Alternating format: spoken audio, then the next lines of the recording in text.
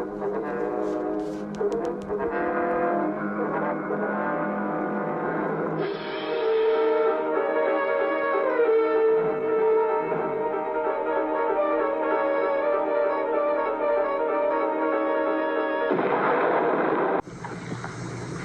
me while I have a strange interlude.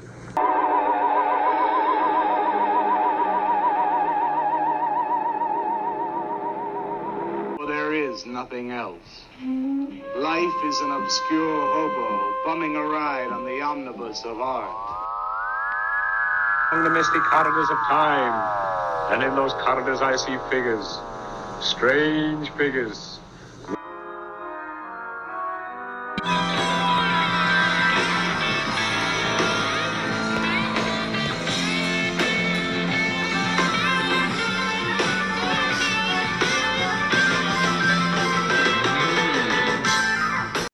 Welcome back, my friends, to the AP Strange Show.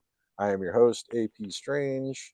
This is my show, and today's show is brought to you by the one and only Reynolds signature aluminum hats. You can get hats in any style. They're very easy. You can get an aluminum style fedora. You can get aluminum style cowboy hat. You could get it in a dunce cap style. There's also the very popular Pope type hat made it completely out of aluminum to block out any of those harmful rays and mind reading devices and any other such things that you might encounter out in the world. These are made sustainably and reusable, unlike the average aluminum foil hat that you have to then crumple up and throw away and make a new one. So it's economic and good for you. Reynolds aluminum hats. And my guest tonight is, well, he's somebody I'm very happy to have on because I have been a fan for quite a while. He's a lecturer at the Department of English at California State University, Long Beach. He's an author of a lot of books, most notably in my mind, Chameleo, which is a classic in paranoid literature of the last couple decades. More recently, Cryptopolis and Other Stories, Operation Mindfuck, and Dead Monkey Rum. And I think he's even released more since his bio was last updated, because he's a prolific writer and one of my favorite guys to read or listen to. Very pleased to have on the show tonight. Welcome, Robert. How are you doing? Thank you for having me on. Yes, there is one new book since that bio, and that is the Expectant Mother Disinformation Handbook, newly published by Madness Heart Press. Well, it came out in last October, around Halloween. Right, but yeah. I didn't want to get the title wrong. I knew that's what it was, but I was like, oh, I'm going to mess it up because I didn't actually write it down.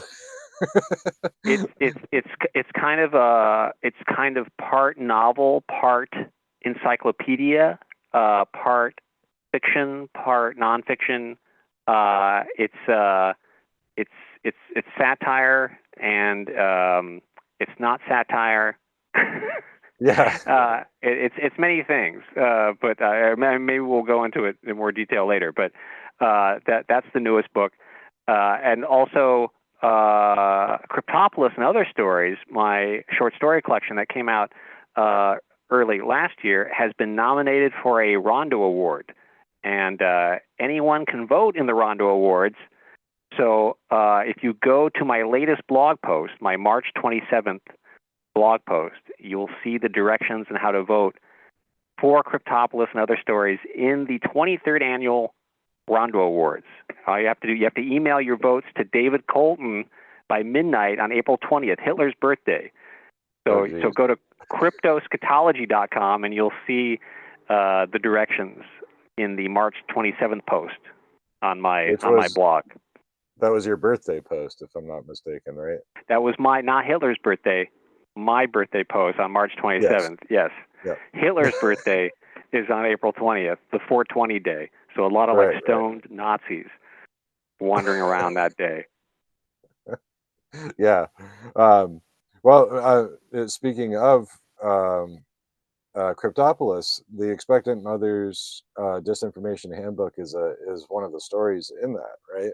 Is Well, that yes, what we can expect in the full length book? that's right. In Cryptopolis is selections from the Expectant Mother Disinformation Handbook, and then I followed that with the full length version, the Expectant Mother Disinformation Handbook. The story is about like 20 pages long. The final book is, let's see, it is exactly 396 pages long.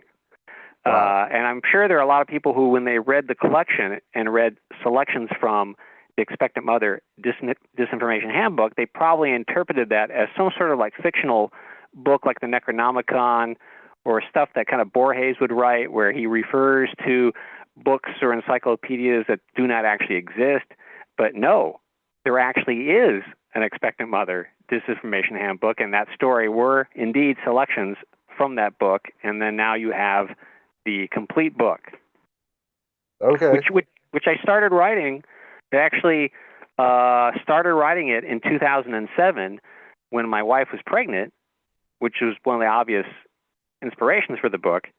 Right. But at the time when I first started submitting the book to publishers, the reaction to it was quite similar to the reaction I got from submitting Chameleo to publishers. In other words, they're generally, when you submit something to a publisher, a query or a partial manuscript or the entire manuscript, you will get some response back eventually, even if it's 3 months or 6 months or a year.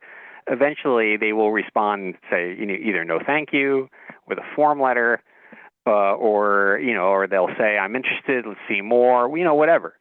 Some response. But with Chameleo and with this one, the Expectant Mother, it was kind of like either dead silence or confusion, or like, is this a joke?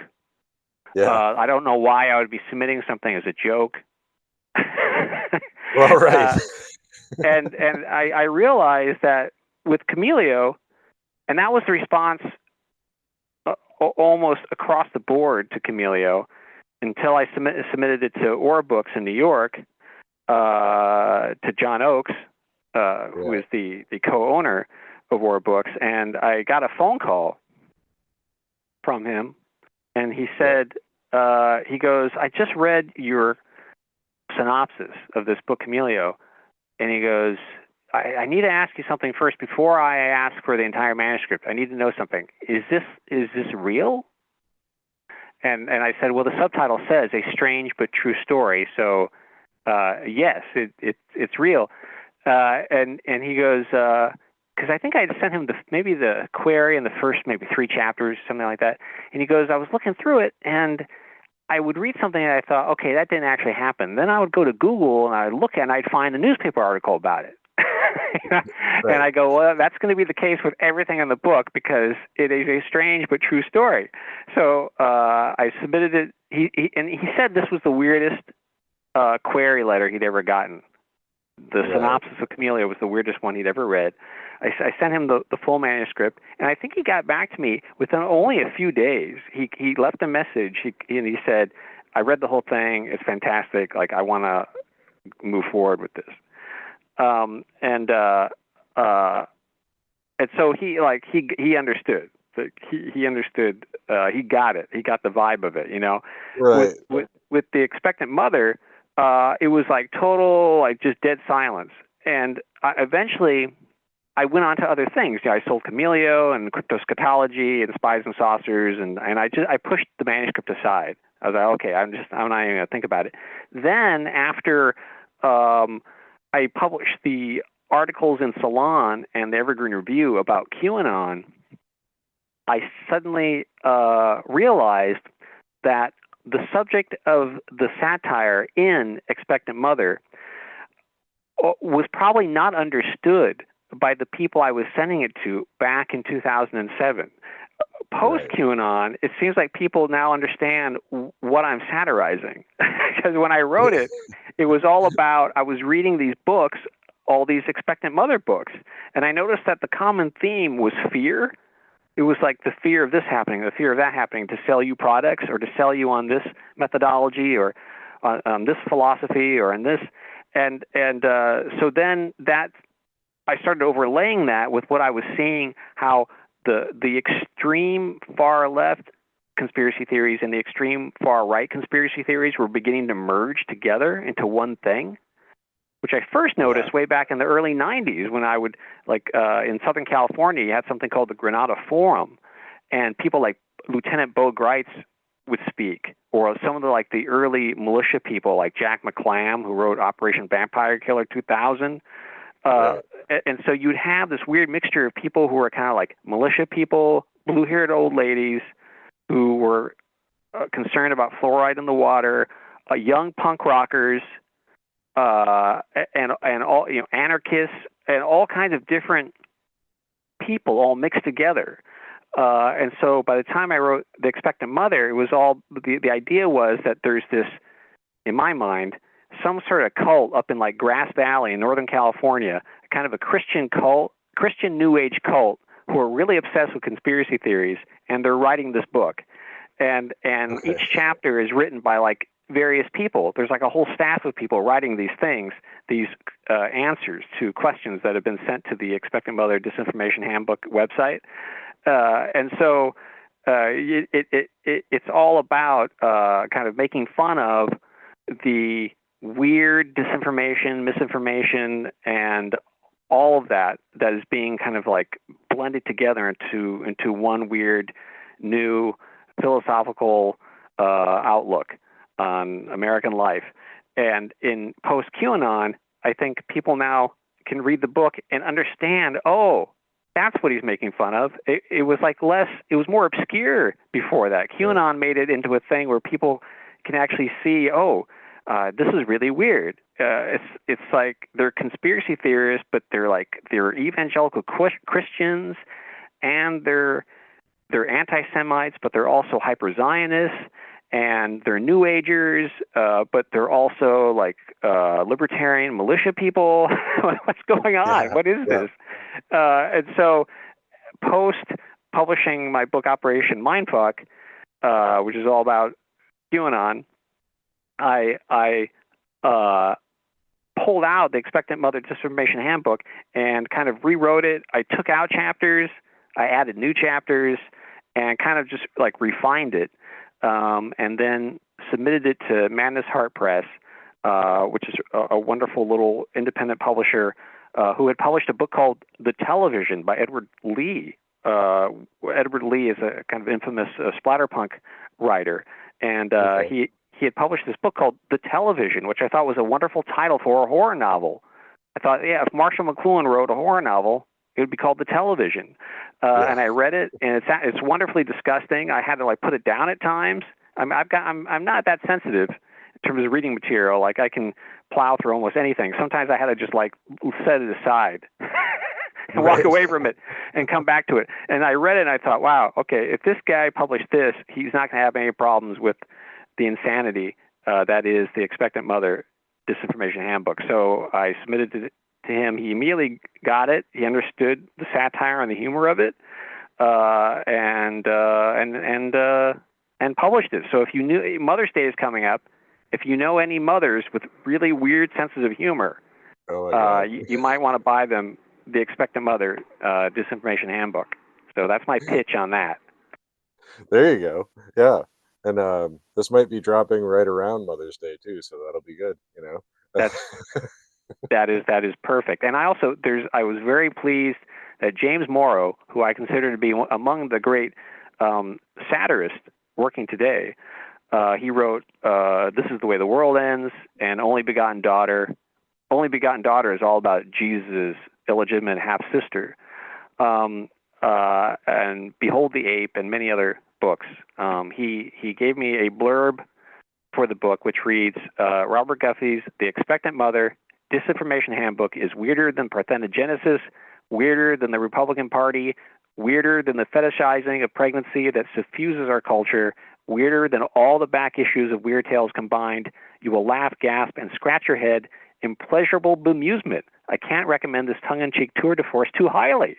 So I was very pleased to get that endorsement from award-winning novelist James Morrow. Yeah, that's the best you can ask for. But I mean, I think you do touch on something really important there that I kind of had several questions about, because between Chameleo and your Operation Mindfuck book, which uh, includes a lot of what you wrote for Salon, right? Yeah, so I took the Salon series and the articles I wrote for Evergreen Review, and then I put them all together and updated them and kind of tied them all together into a book-length manuscript. Yeah. Okay. But so between those two books, it's like you have this weirdness gap, I guess, where that that steadily got filled. Where you were talking about submitting the Expectant Mother Disinformation Handbook back in 2007, and even it's not, comparatively speaking, not that long ago, but I think the average person really had no clue just how weird some people's ideas of reality are. And I think the last decade or so has really been, the last decade especially, has really been trying for a lot of us who were tapped in, back in the 90s or earlier, with a lot of fringe beliefs, because I feel like most of the American public, or people of the world, are really blindsided by a lot of the madness that has now become kind of normalized. Well, I was on Conspiranormal talking about Operation Mindfuck, and I recently told Adam Sane, because he was thinking about changing the title Conspiranormal of the Hmm. podcast, and I told him, you can keep it the same, because it's all about, like, instead of being, obviously the original intent was to merge conspiracy with paranormal into Conspiranormal, but Yeah. now it's all about the normalizing of conspiracy, Yeah. Conspiranormal. Uh, Yeah. um, so you can, like, you could keep the title, because it has multiple layers. But I was on talking about Operation Mindfuck and the QAnon series I wrote for Salon, and this person posted a comment saying, "Oh, I really like Chameleo. I don't know what's going on now. Like, this guy, they must have gotten to him. Like, the Masons must have Oh, gotten to him, geez. and now he's out. Like, now he's saying there are no conspiracies." It's like, I didn't know. I'm not saying that. I'm explaining the conspiracy and how it has evolved. And Right. to me, the mind fuck that's in Chameleo has evolved. So now, rather than just, like, stalking you physically and surveilling and harassing you physically, now they can do it online. And they, of course, they've been doing that before, but now with Michael Flynn trademarking the phrase "digital warrior," Hmm. which he did.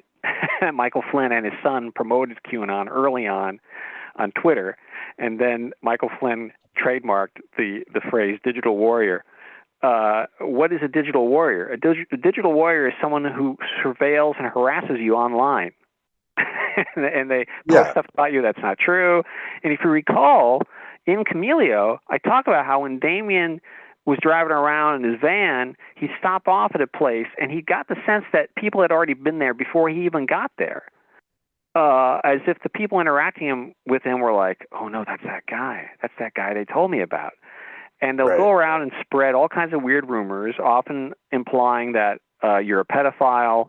And isn't it interesting that that's like a major theme in Pizzagate and QAnon? Is, Yeah. accusing people of being pedophiles based on no evidence whatsoever. And then Damien got that actually confirmed when he stopped off at his friend's house, and she actually told him, "Oh yeah, these two guys came here and told me that you were saying that you were going to do something." In other words, they don't. It's vague. They don't. They're not going to, like, nail it down what the accusation is. They came to her door. Do you know Damien? Do you know a guy named Damien? Oh yeah, I know Damien. Oh well, we're investigating him. Oh, what did he do? Well, he said that he was going to do something. Oh, that sounds ominous. That sounds really threatening. He's going to Right. do something. But Yeah. meanwhile, it's just Just completely thought you vague. should know. Yeah. Just thought you should know. And then when he comes tooling up to the house, obviously you're like, oh shit. They were right. Now, they said they were investigating him, and now he's here, and I haven't seen him in a long time. And he said he was going to do something. Like I better not talk to him because I don't want to be seen with someone who might do something. Right. And so his suspicion was actually confirmed when she said, "Oh yeah, these two guys came and talked to me." So it wasn't paranoia. I was just going to say, for the benefit of the listeners, especially if anybody listening hasn't read Chameleo, you definitely need to, because it is, like I said, I feel like it's one of the most important of any kind of like conspiracy literature that came out in the last 20 years or so, because it basically is about your friend Damien, and he's basically the ultimate unreliable narrator, and yet all of the paranoid things that he says are happening to him appear to very much be happening to him through a weird series of misadventures with somebody that had defected from a naval base and crashed at his house. So just a little background for listeners that may not have read the book. I'll encourage everybody to get a copy and check it out. But yeah, I mean, it is wild because it's basically what's referred to as gang stalking. And also it has all those paranoid elements that kind of remind me of like Men in Black and UFO stories. It really runs the gamut of everything paranoid. And I questioned it as well when I read it. I'm like, how much of this is true? Is this fictionalized? Because it kind of reminded me of like Hunter S. Thompson, the way he would write about things. And for the most part, Hunter S. Thompson didn't write fiction. I mean, he did write a novel, The Rum Diary. He has a short collection of stories called Screwjack. Yeah. But for the most part, everything he did was nonfiction. Though, I mean, you could say, okay, it's more like creative nonfiction. How much of what he's saying is actually accurate. But it's interesting that when I read Fear and Loathing in Las Vegas, there's a scene in there where you get to the point where he presents a transcript of Raoul Duke and Dr. Gonzo at this taco stand talking to the waitress and the fry cook about they're looking for the American dream. And then you get this exact transcript of the waitress saying, "Oh, the American dream? Isn't that psychiatrist club down the way? Isn't that where all those dopers hang out?" And then the fry cook's like, I think that place was called the American Dream." And it's like completely absurd. When I read it the first time, I thought, obviously Hunter S. Thompson made this up. Then later on, if you they released something called like the Gonzo tapes on CD, and this was back in like the early 2000s. And you hear his audio tapes, and that conversation is absolutely word for word what he presents in the book. He didn't make it up, that he and Oscar Zeta Acosta actually had that conversation with a waitress at the taco stand about where's the American dream. Oh, it's that nightclub that burned down where all the dopers hang out. Like word for word, it's right there on the tape. That's like found poetry. Absolutely. Yeah. It's like what I meant about Thompson is I think he did exaggerate a little bit of his misadventures, right? I mean, sure.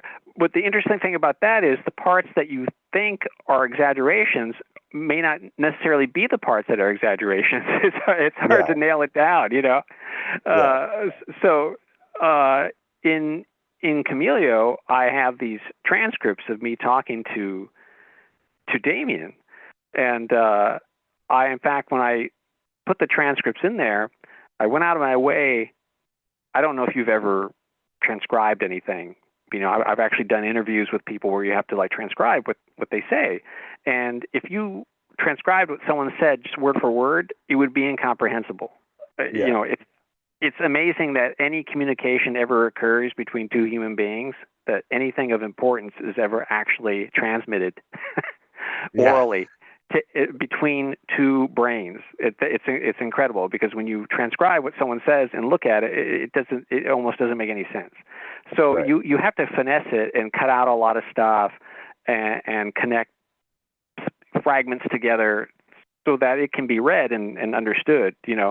I tried to do that as little as possible with the transcripts in Chameleo so that the reader could see that this was a real conversation.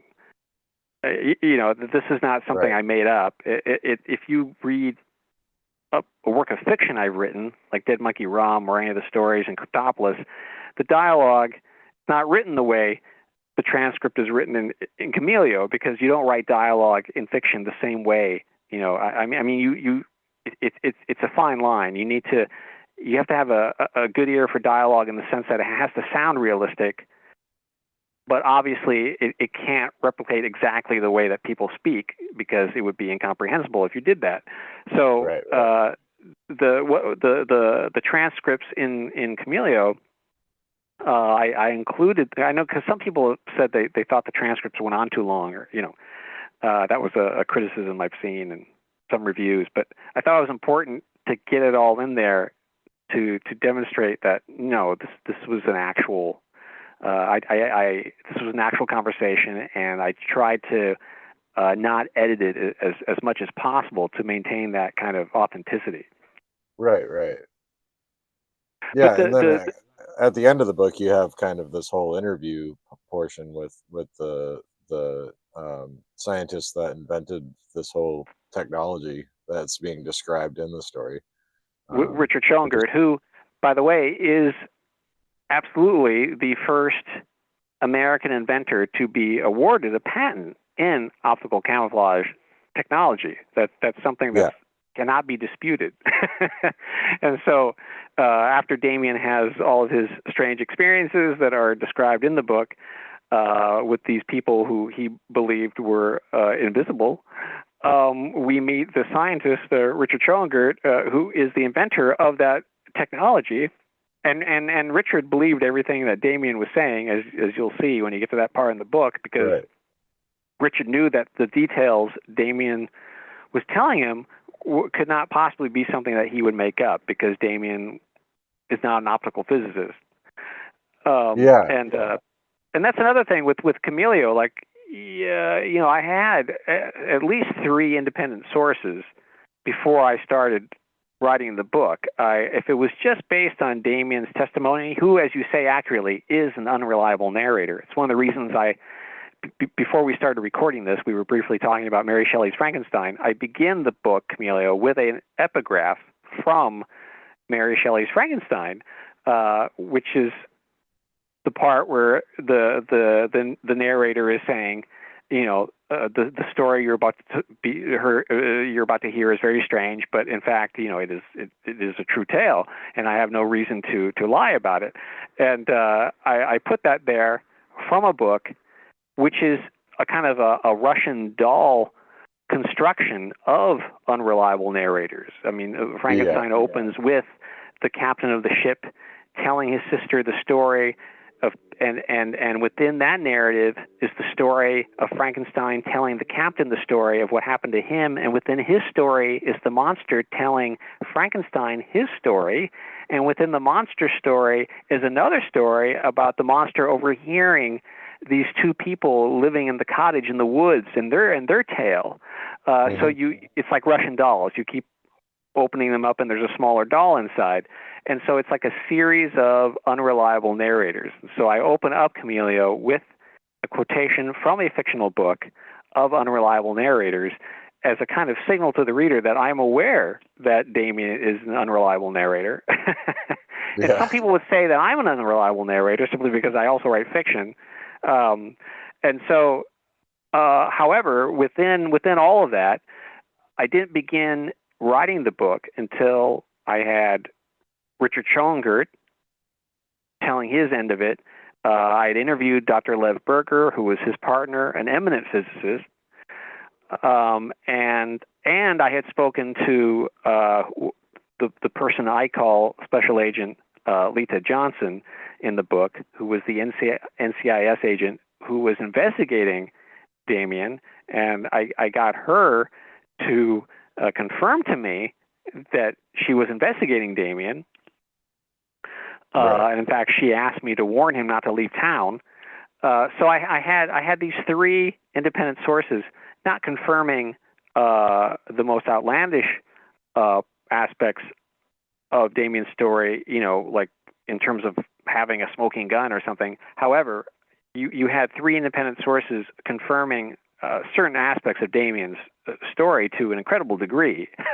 Right. Yeah, which is mind-bending, because that's the implications are terrifying. Like, reading that book, I was on edge the whole time, because I think I had heard an interview about with you about the book, and then bought it. And sitting there reading it, I had to keep going back and forth. I'm like, all right, he's got to be putting me on, or at least some parts of this are putting me on. And when I got to the part that's actually showing the patents for the technology, I was like, this shit is real. And there's more stuff that I've found since the book, because this is the 10th anniversary of the book's publication. It came out in 2015, and Oh, wow. by the way, to commemorate the 10th anniversary, the book will have its first foreign translation. There will be a Spanish edition of Chameleo coming out later this year during the summer. Oh, that's great. And it'll be interesting to see what the reaction is to the book. I know I communicated with the translator, and the translator would write me these emails and go, and he said, "This is one of the most interesting books I've ever translated." And then he had all these questions. He's like, "I don't exactly know what the Spanish equivalent is to this word," and I would try to help him figure out what how to translate it.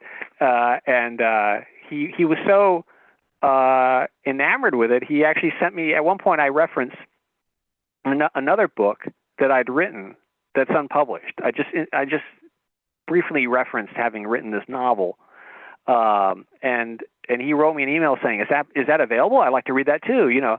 I sent him a copy of Dead Monkey Rum, and he read that. I'm sure, like, I'm not a translator, but I have to think that sometimes that can be drudgery. Right. Depending on what the book is.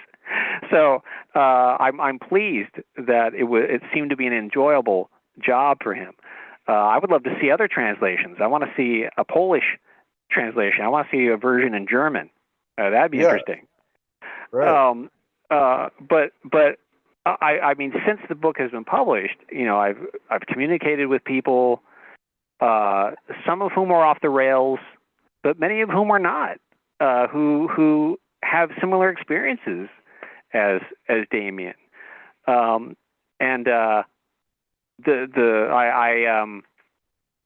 in case the people listening are not familiar with Chameleo, I should mention that at the heart of it is the fact that Damien allowed this guy to spend the night at his house, which was the first mistake, and the guy had gone AWOL from Camp Pendleton, and he'd taken all this equipment with him. He'd gone AWOL from Camp Pendleton, and he'd taken a 9mm gun, taken off the body of a dead Iraqi general, a DoD laptop computer, over 24 night vision goggles, and an entire truck. And some of this stuff he brought with him into Damien's apartment, including the DoD computer.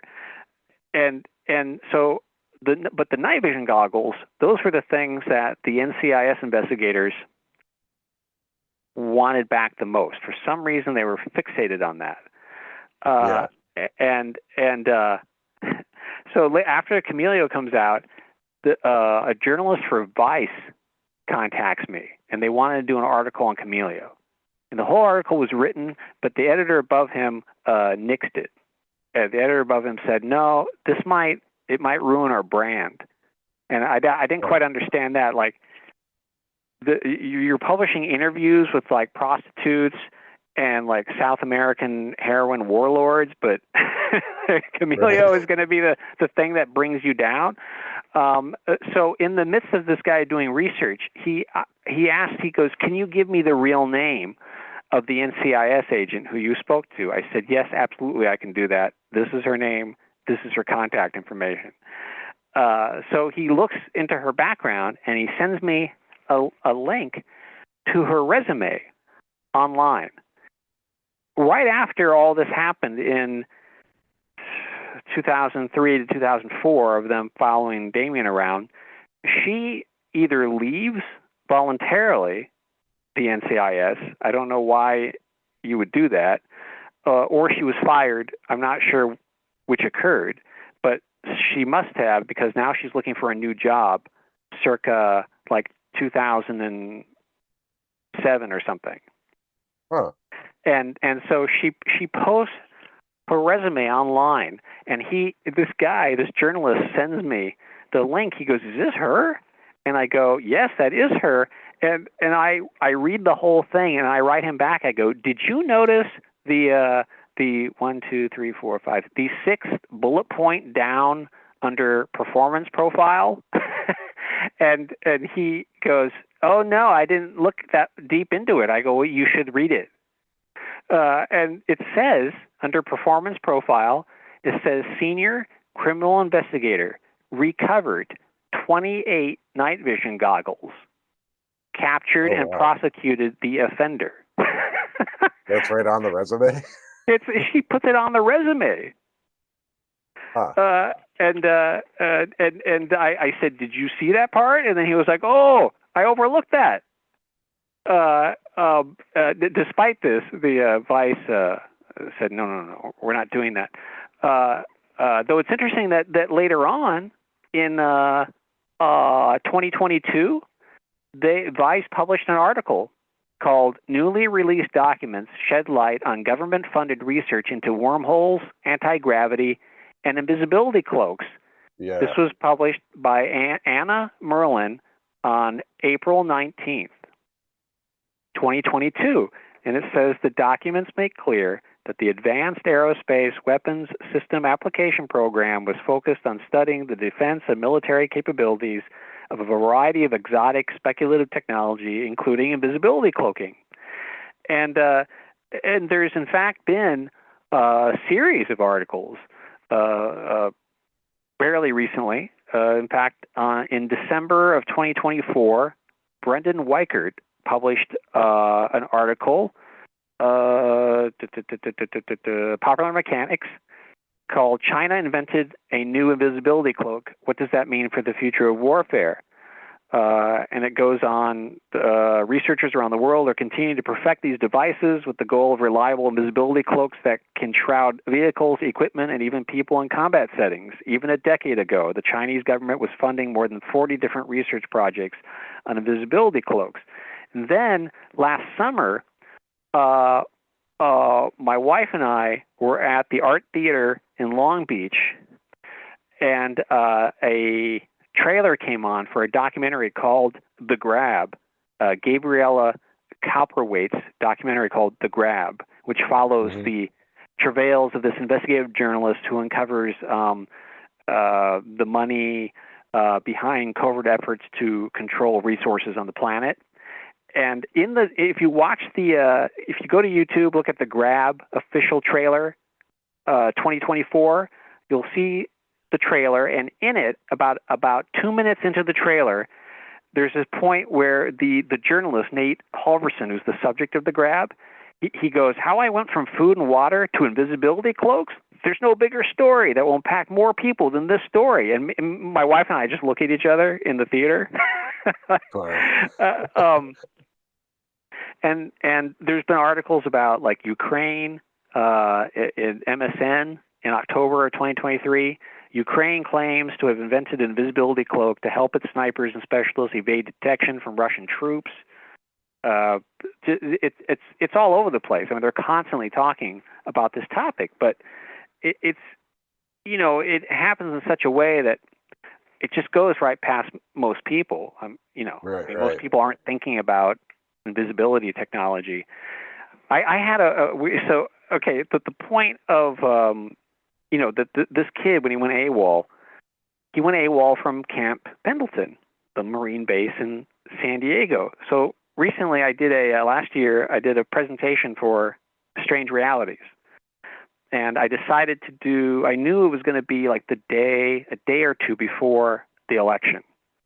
So At first I thought, well, maybe I'll do something about that. And I thought, oh, you know what, by that point, everyone's going to be just completely politicked out. They're not even going to, so I thought I'll just do something fun. So I did a presentation on one of my favorite directors, Edgar Ulmer. Edgar Ulmer, who directed The Black Cat, starring Bela Lugosi and Boris Karloff the first time that those two actors were put into the same film. Ulmer directed that movie, and he directed Bluebeard with John Carradine and The Man from Planet X, the first American alien invasion movie, and numerous other films, 40 and otherwise. And so I did this whole presentation, and among those films, in 1960, he does a film called The Amazing Transparent Man. It's about this military guy who wants to do like fascist coup of the United States. So he has this Nazi scientist who he's blackmailing him because the Nazi scientist has invented this invisibility technology. And he breaks this criminal out of prison, and he needs more resources to develop this plan to take over the United States. So he uses this criminal as the guinea pig and experiments on him, turns him invisible so that the criminal can go out and like rob banks and get the money that this dude needs to fund his military coup of the United States. At the end, so the whole movie, at the end, the only one left alive is this Nazi scientist. And these FBI agents come up to him and they have this conversation. And the FBI guy goes, well, I guess that's the end of that. Your technology, we could certainly use it in the government for counterinsurgency programs. And then the scientist says something, oh, yes, I've been approached by the CIA about this. And he says, but, we need to consider the danger of this technology. Should it be used? What will it mean for the future? And then he looks directly at the camera and says, what would you do? And the end. Right? So I'm watching this and I'm thinking, it's interesting. Let's look into the screenwriter. So the screenwriter's name is Jack Lewis. So I look into the background of Jack Lewis. Jack Lewis, this is the only science fiction film Jack Lewis ever wrote. Everything he wrote other than that were either westerns or military films. He specialized in military films because his background was in the military. In fact, he actually worked as the advisor on the Academy Award-winning film Mr. Roberts, starring Henry Fonda and Jack Lemmon. And so almost all of the films that he wrote are military films. This is the one film he wrote that's science fiction. Wow. Look into his background. Turns out, where was he stationed? He was stationed at Camp Pendleton in the late 50s. And I thought, that is a weird coincidence. Like, is it possible that for him, this was not a science fiction film? That's why it's the only film he wrote that's science fiction, because for him, he was just drawing upon his military background the way he drew upon his military background for all these other films that he wrote. Is it possible that they were trying to develop this way back at Camp Pendleton back in the late 50s? Well, if you believe any of the Philadelphia experiment story, they were already working on invisibility before that. So, perhaps there's some elements of truth to that. Where they actually, some people say, well, they were actually looking into how to make it invisible to radar. And then somebody took that and exaggerated it. But it's a weird cosmic coincidence that this guy. It turns out that he was stationed at Camp Pendleton, and he writes the one science fiction movie he writes is all about invisibility and being used by this military guy to try to foment a coup in the United States. It's a strange synchronicity at the very least. Yeah, it is. That's really wild, and it does kind of that actually provides a little segue for me, because I was curious to know if you watched The Invisible Man from 2020. Oh, okay. Interesting. I have not seen the film. I saw the trailer. Instantly, I just from the trailer thought, okay, what's happening? What's going on here? I have a theory about what's going on there. I haven't seen it yet, so just understand that everything I say about it is based simply on what I saw in the trailer. I went to Universal Studios in, I want to say 2016, and In fact, I think that's right, 2016. And I went on the tour. And they get you on the little tram, and then the person who's taking you on the tour will tell you about the upcoming projects that Universal is making at that time. And so at that time, they were hawking this thing that they called the Dark Universe. It was to have been their answer to the MCU.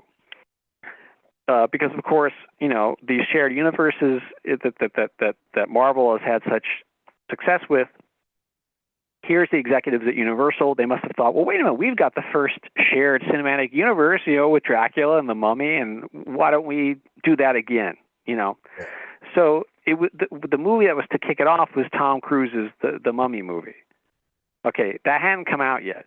So the guide is telling us, okay, Tom Cruise is going to be in the Mummy, and then it's going to be followed by a film with Russell Crowe as Dr. Jekyll and Mr. Hyde, and which will then be followed by a film set in Victorian England, The Invisible Man, starring Johnny Depp. Okay, based on the original H.G. Wells novel. So, of course, various iterations have been made from the H.G. Wells novel. All of them deviate from the original source material. It sounded to me, based on the fact that it was set in Victorian England, that this was to have been a film that a more faithful adaptation of the original Wells book. That's what it sounded like. That's what we were told by this tour guide at Universal in 2016, right? So that must have been the plan. So a year later, The Mummy comes out, and it tanks with Tom Cruise. Right out of the gate, the first movie tanks. So obviously somebody at Universal scrapped that. The whole plan, and Johnny Depp had his problems. They just scrapped all of that. We're not doing the Dark Universe thing anymore. But we've got these other properties. Let's move ahead. So I think they approached somebody, and somebody was like, instead of doing some Victorian thing, no one wants to see that. No one cares about what H.G. Wells wrote in 1892 or whatever. So how can we do a modern twist on invisibility? And I think somebody went online, invisibility, and they hit on either an interview with me or they found Chameleo, which perhaps sounds paranoid, except for the fact that it's clearly the technology that Richard describes in the book, and also it's clearly, instead of a dude who's being surveilled and harassed, it's a woman, and she's being harassed by her ex-husband, who happens to be this crazy inventor. So I and also in the book I mentioned the fact that we got contacted because the interview with Richard originally appeared in an edited form in UFO magazine, and it was Nancy Burns, William Burns' wife, Burns, the co-author of Day After Roswell. Nancy Burns published it. This extract from the full-length interview with Richard that's in Chameleo, that appeared in 2007 in UFO magazine. Now, anyone opening the magazine at that time may have thought, well, why is this interview about invisibility in this magazine about UFOs? Ostensibly, there's no connection to UFOs. We never mentioned UFOs, at least in the section that was in the magazine. But of course, I wanted it in there because I wanted anyone who reads UFO magazine and thinks that they may have been abducted to read the interview with Richard and think, oh, well, maybe something else happened, because Richard makes it very clear that this technology can mimic that kind of phenomenon. And Damien himself told me many times, if I hadn't known that I was being targeted, surveilled, and harassed, I would have thought that I was the victim of some sort of alien abduction or perhaps a poltergeist attack or something like that, right. because or he was just losing his mind entirely, or he was losing his mind, which I think he would have preferred that, because that's something that you can fix easily. Well, not easily, but you can fix it with drugs or therapy or something. You can't fix this other problem if it turns out that you're not crazy. And so, he had missing time. He was seeing strange beings in his house, in his bedroom. Things are like exploding. Things on his bookshelf are exploding in front of him. he would have thought it was. He said, I would have thought that maybe I was an alien abductee or something. I don't know. So it appears in UFO magazine. As a result of that, I get an email from this woman who is actually a very prominent special effects technician in Hollywood. And she says, I'm working on this project. She gives me a code word because, she don't want to tell me what the actual movie is. Mm-hmm. And she goes, it involves invisible soldiers. And I was wondering, does Mr. Schoengert have access to this technology right now? I mean, is this something that we can use in the movie? Now, I think she thought he was like Tony Stark, like this mad inventor who had a gigantic laboratory he created under his house in some sort of subterranean chamber, and he actually had physical invisibility suits just hanging up like on hangers in his secret laboratory underground.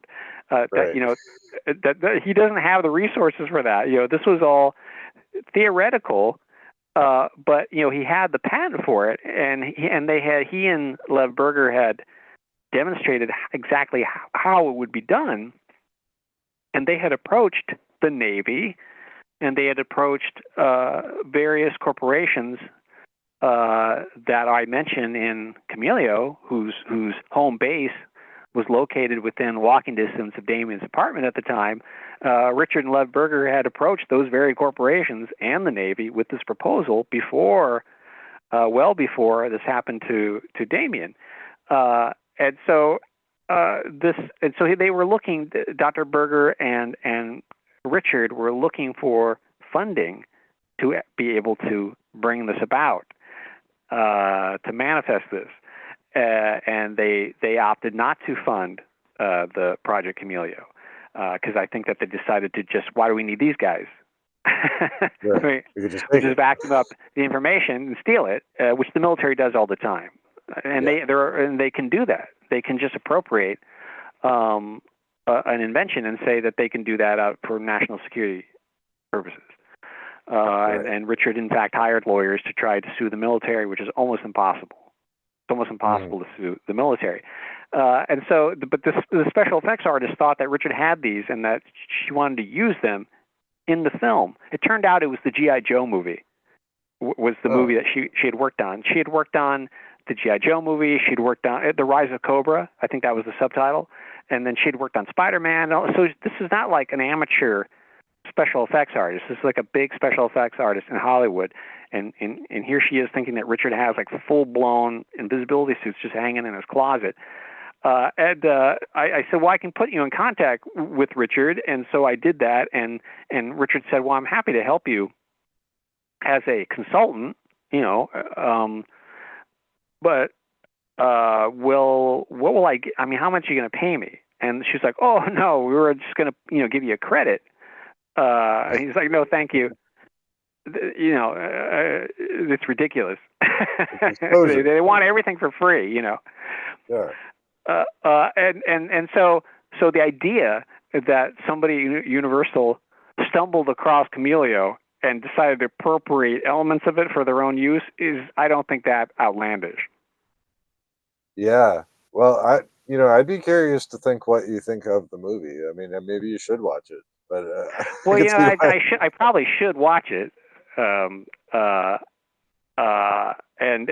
see, how close it is to Richard's descriptions that I've published in Chameleo and in UFO magazine, and in Nexus. I've published interviews with Richard in Nexus too after Chameleo was published. When I first watched it. When I first watched it, I was like, "This is just Chameleo. Like they just stole the Chameleo. This is crazy." I just recently. Have you seen this show, Common Side Effects? No, I have not. It's a cartoon. So it's a cartoon. I recommend it. I think it's very well written. It's a cartoon. Mike Judge is one of the producers. Beavis and Butthead, and he does several of the voices. This is as far away from Beavis and Butthead as you can possibly imagine. I mean, it's actually quite realistic. And the whole plot, I don't even think the first season is done yet. I think there's been 9 episodes so far. And the basic plot is the main character is this. He looks like a vagabond. He looks like some kind of psychonaut shaman. guy who might possibly be homeless. He claims that people are following him. He goes to his friend in high school, who he knew many years before, and tells her, I'm being followed by the government. And of course, at first he looks like he's crazy. But then it turns out that no, he actually is being followed. And in fact, there's a scene where the DEA, they need to keep surveilling this guy, but they want plausible deniability, so they farm it out to a private security firm to essentially gang stalk him. They don't use that word, but that's essentially what's going on there. And I just talked to Damien last night, and I told him, I go, you should watch this. Because as I was describing it, he was like laughing because he was already like noticing the similarities. And when I was watching the first episode with my daughter, which we were watching just because my wife works with someone who recommended it. Oh, you should watch this show. So we watched the first episode, which was about a half hour. And in the middle of it, my daughter turns to me and she goes, "This guy's like Damien." Yeah. And I go, "Yeah, you're right. He is." Now, I don't think it says, it's not as one for one as the Invisible Man movie, which sounds pretty like blatant. Right. This is just more like it's similar, and that's probably just a coincidence. But it is interesting that there are elements that are similar, almost like the writers are aware of these things on some level enough to put them in as part of the plot, So it's some if you were Michael Hoffman, you would say that was revelation of the method. That, right. It's them like rubbing your face in it. But as having known a lot of writers and known people who were screenwriters, and it often, very often, it's like Kurt Siodmak, who wrote the original The Wolfman in 1941. He wrote Donovan's Brain, which was all about Donovan's Brain is all about controlling people from afar, by remote control, making them kill by remote control. Kurt Siodmak, in his autobiography, talks about how he was approached by the OSS, the forerunner of the CIA, in the 1940s because they had seen his book Donovan's Brain, and they thought Donovan was a reference or a satire of W.H. Donovan, the head of the OSS at the time. That's what drew them to it. So this guy is reading Donovan's Brain and how it's a book about this scientist who wants to control people from afar, and they pull Kurt Siodmak in and they say, "We want you to work for us." And there's this whole scene where, like, he says, "Oh, I actually didn't know who W.H. Donovan is. I just made this idea up off the top of my head." And he never says what he did for them. There's a whole chapter in his memoir about being pulled in and they recruit him, but he never says what he did. It's funny that you mentioned that, because I've heard you mention that before, and I'm glad you brought it up, because did you ever read Lawrence Wright's book about L. Ron Hubbard going clear? I haven't read that one, no. Okay, there is a part in that book where L. Ron Hubbard is basically, he's working for the ONI, and there's some group within the government that hires him to basically write, and he grabs a few other sci-fi writers that he knows, and they get this short-term contract. And it's very sketchy what actually they were doing, what their job was, but I think they were actively seeking sci-fi writers to maybe help like build psyop narratives, or I mean, like, the sky's the limit. You could think of a lot of reasons why they might want creative minds at work, either for propaganda or what have you. But at least, if I remember correctly, it was L. Ron Hubbard and L. Sprague de Camp, and there was another prominent one. I don't think it was Asimov or anybody like that. I always wondered if Robert Heinlein. Oh, you know what? Heinlein might have been one of them too. That would make perfect sense. Yeah. Yep. In fact, I mentioned that there's a chapter. I have a chapter in Cryptoschatology. I think it's chapter 5, called "Science Fiction is Manipulation." Yeah. And I mentioned, I think, Heinlein and maybe DeCamp, and of course, someone who was not a prominent science fiction writer, as prominent as Heinlein, but who, in fact, I think is on a literary level as good as Phil Dick, and there should be more of like a cult following around him, like there is around Phil Dick. I mean, Phil Dick has been accepted, as part of the American literary pantheon. There's a writer named Cordwainer Smith, who wrote, that was his pen name. His real name was Paul Linebarger. And oddly enough, Hubbard went to college with Paul Linebarger. And apparently some of the stories that Hubbard later tells about himself are actually appropriated from Linebarger's personal history. And Linebarger ended up, he got his PhD when he was 13, one of these guys. And he wrote the book on psychological warfare. Literally wrote the book. It's called Psychological Warfare.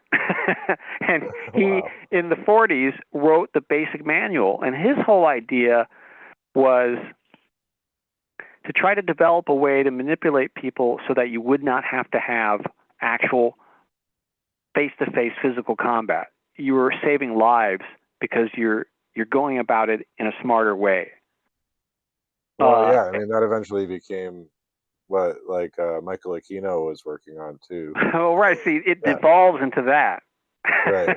It devolves into mind war, which if you read Operation Mindfuck, I draw distinct connections between. If you read what mind war is about, I see hints of that in the asymmetrical warfare that is QAnon and all the MAGA related propaganda that we've seen over the past 8 years or so, but particularly QAnon, I see as coming directly out of mind war, the way that it was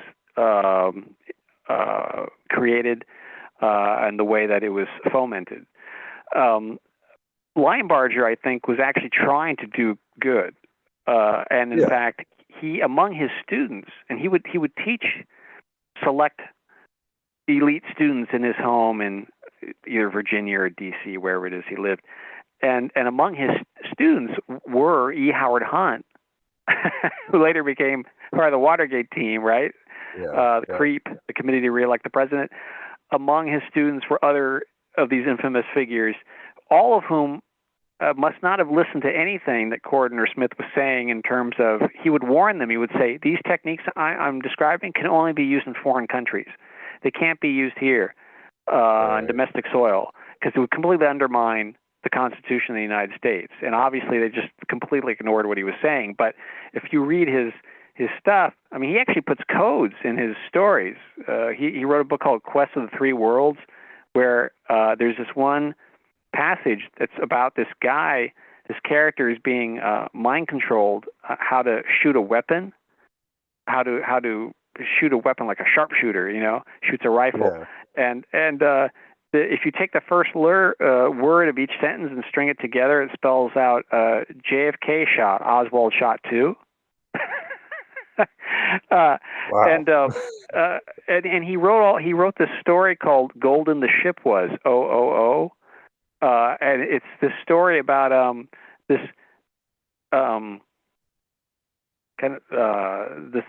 world-destroying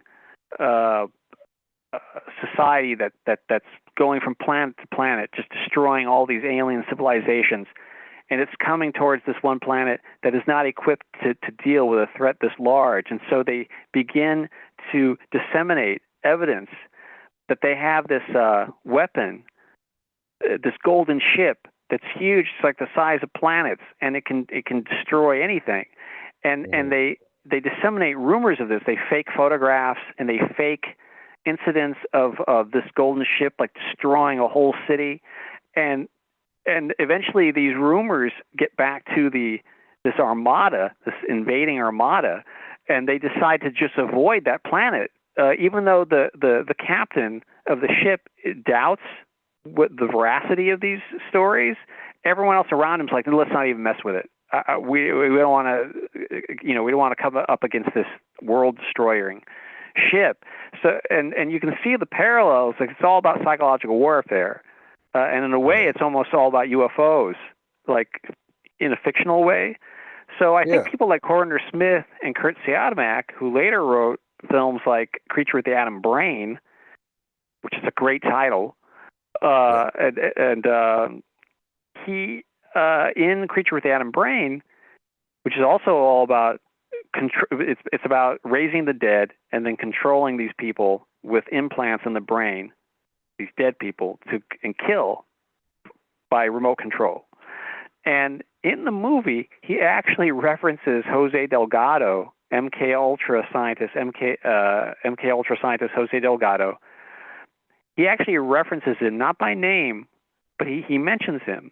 And Delgado would have been an obscure figure at that time. But there's midway through the movie, a scientist turns on. He says, "Let me demonstrate to you how this works." And turns out the lights. He turns on the film, and you get a little PSA in the middle of the movie about how this is being done, with animals. And then the implication is, well, maybe it's being done on humans too. And so I feel like that's Siodmak. That's not revelation of the method. That's him like trying to tell people what's going on in a way that's not going to get him killed. Right. Because nobody's going to really take it too seriously. He's the guy that wrote The Wolfman and stuff. So. Right. But it does in a way lock down in time, in the context of this fictional time capsule, that people were aware of this. Like, there were people who were aware that this was going on. Well, that's just how weird all this stuff gets, because it's almost advantageous if you're the one that wants to keep the secret to let somebody with a wacky sci-fi movie like The Creature with the Atom Brain out into the world, because then if anybody tries to draw the connection between the plot of the movie and some secret program, you could be like, "What are you, nuts?" And everybody would laugh at them, Well, sure, and that's like the X-Files effect, I wrote a book called Spies and Saucers, which is a collection of 3 novellas that all take place during the 1950s, and I published it the year before Chameleo. And PS Publishing in England published a hardcover of it. And the title story, Spies and Saucers, is the last novella in the book. And it's all about this science fiction writer named Kurt Adamson, and I named him Kurt after Kurt Siodmak. He's the screenwriter, and he's been blacklisted, and he's the perfect target to be pulled into this intelligence operation, because he's gone to all these, like, he went to a communist meeting, and he just went there because he wanted to get laid, but now suddenly he's on a list and they think he's a communist. These intelligence agents want him to write a screenplay, and he's not aware of the purpose of the screenplay. He just takes directions, and he enacts exactly what they ask for.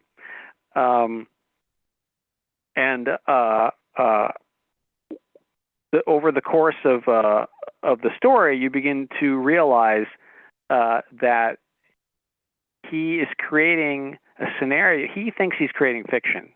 Then he starts seeing evidence in the newspaper that things that he's made up in this supposed screenplay are happening in real life. And so they're using his imagination to actually create a narrative that they're enacting in real life. But he's not aware of that until he starts seeing evidence of it in the newspaper. I don't want to blow the whole thing. Right. Trying to be a little bit vague. That's almost exactly what I was thinking. Like, reading that in Going Clear is like, this was that maybe there was like this secret think tank of sci-fi writers that were just scribbling plot ideas. And you have all these spooks looking at them, and they're like, "Yeah, okay, that's some stuff we can seed out there. Try that, see what sticks." Right, sure. I especially with that, UFOs. Yeah, I mean, yeah. Yeah, I suspect that was. I mean, Jerry Pournelle and Larry Niven wrote a book called Footfall, which is all about this alien invasion, and then the government goes to these science fiction writers to find out how to deal with it, because they're the only ones who have been thinking about it up to this point. And and Parnell had a lot of like government connections, and so one wonders, where that idea came from. But and then it makes you think of people like Phil Dick, who the first person to ever interview me about Chameleo was Tessa Dick. Oh wow. Phil Dick's widow. She had a radio show called Ancient of Days, and she had me on. In fact, she read Cryptoschatology before Chameleo even came out. She wrote a review of it, of Spies and Saucers.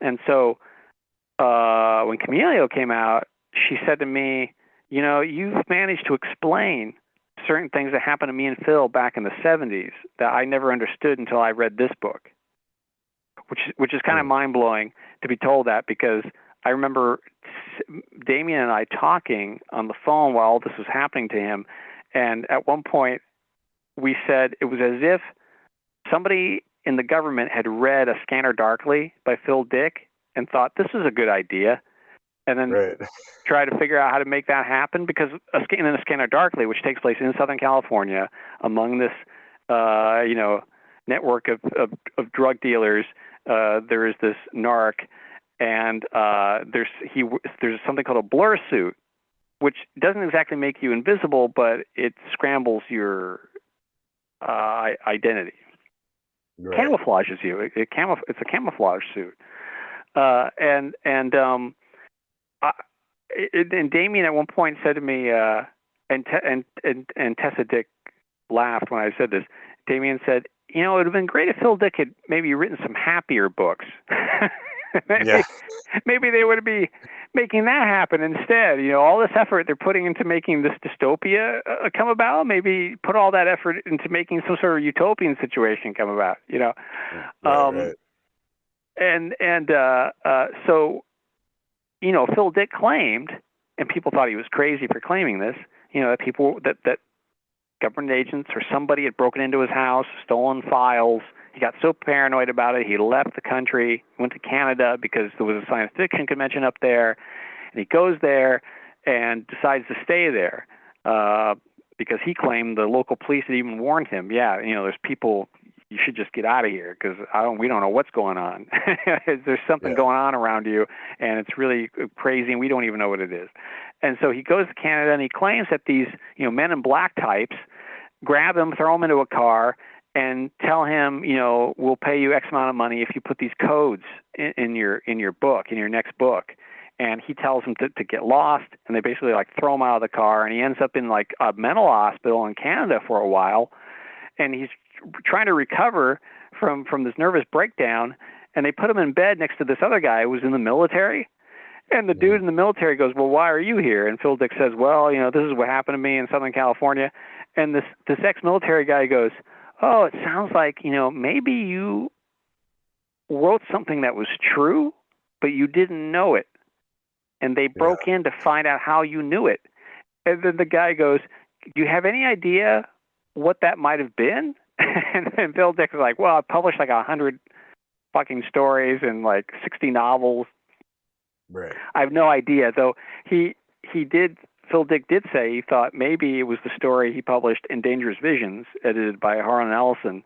He wrote a story called Faith of Our Fathers, which was all about a future authoritarian society where they put kind of these psychoactive chemicals in the water supply and basically create a kind of manufactured shared reality that everyone is living in. It's like a pre-Matrix kind of idea, and he wondered if that wasn't, the story that drew their attention to him.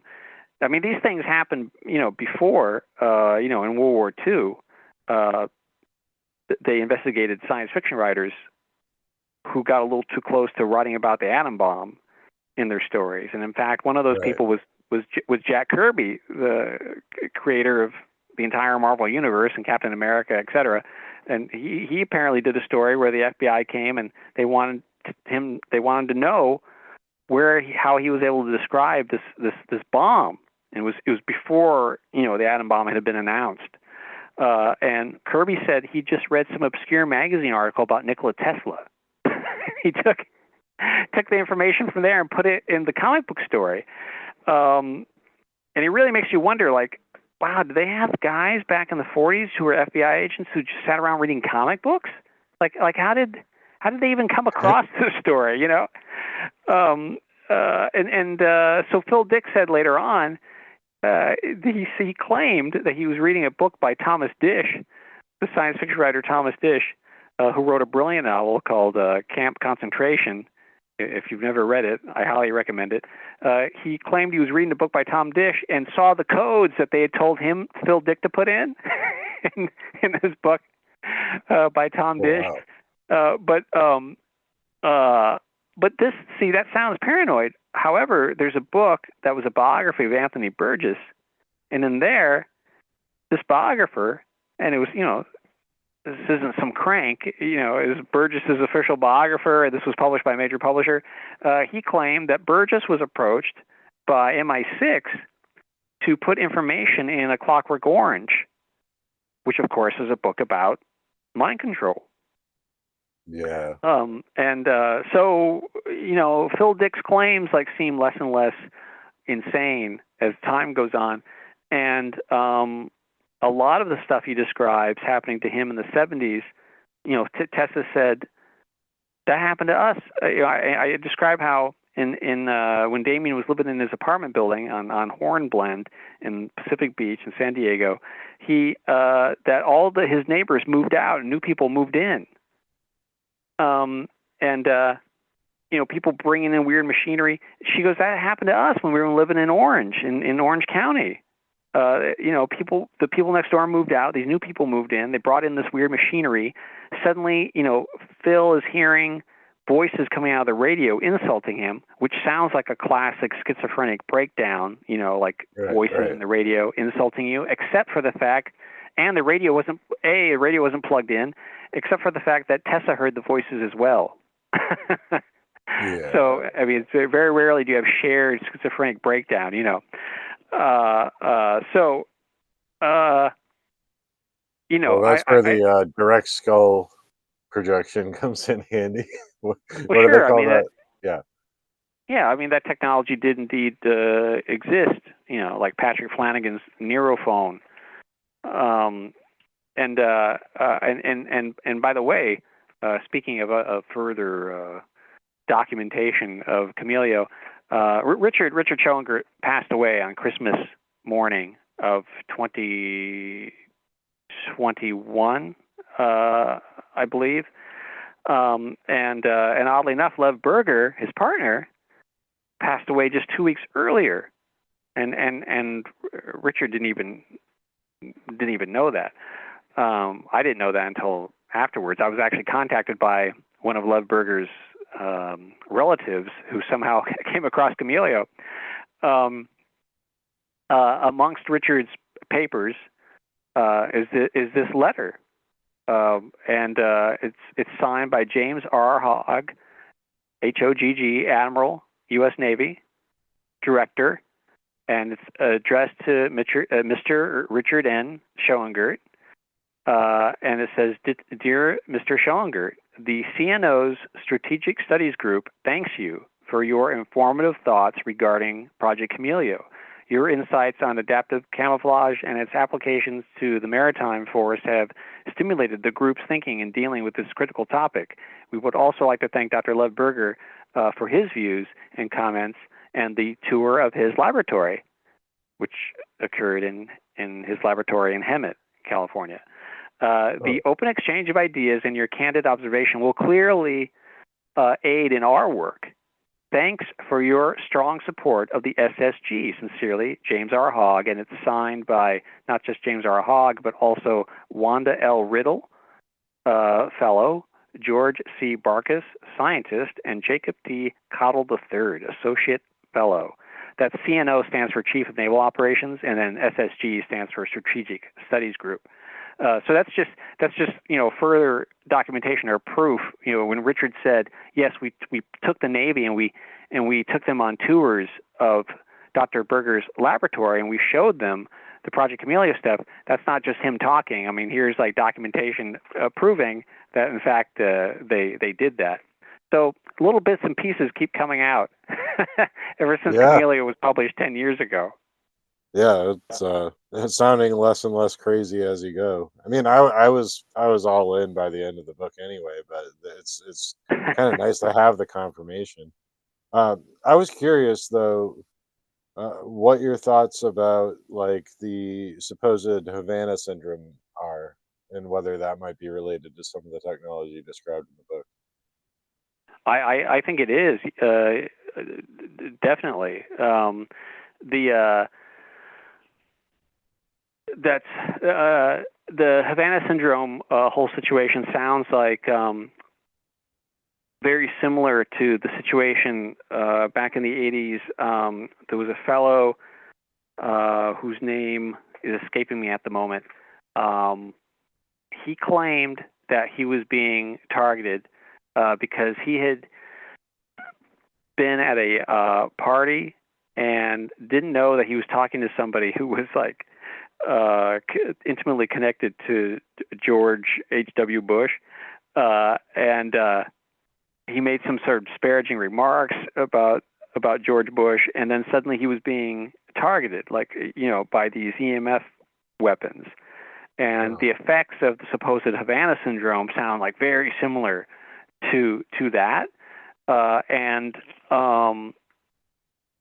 in fact, they've done, I mean, even like mainstream news organizations, you know, like 60 Minutes have done extensive research into the Havana syndrome.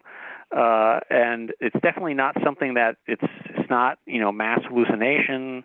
It's definitely something that's actually happening. And I think it's a result of this kind of EMF technology. It's, you know, non-lethal technology, as John Alexander would call it.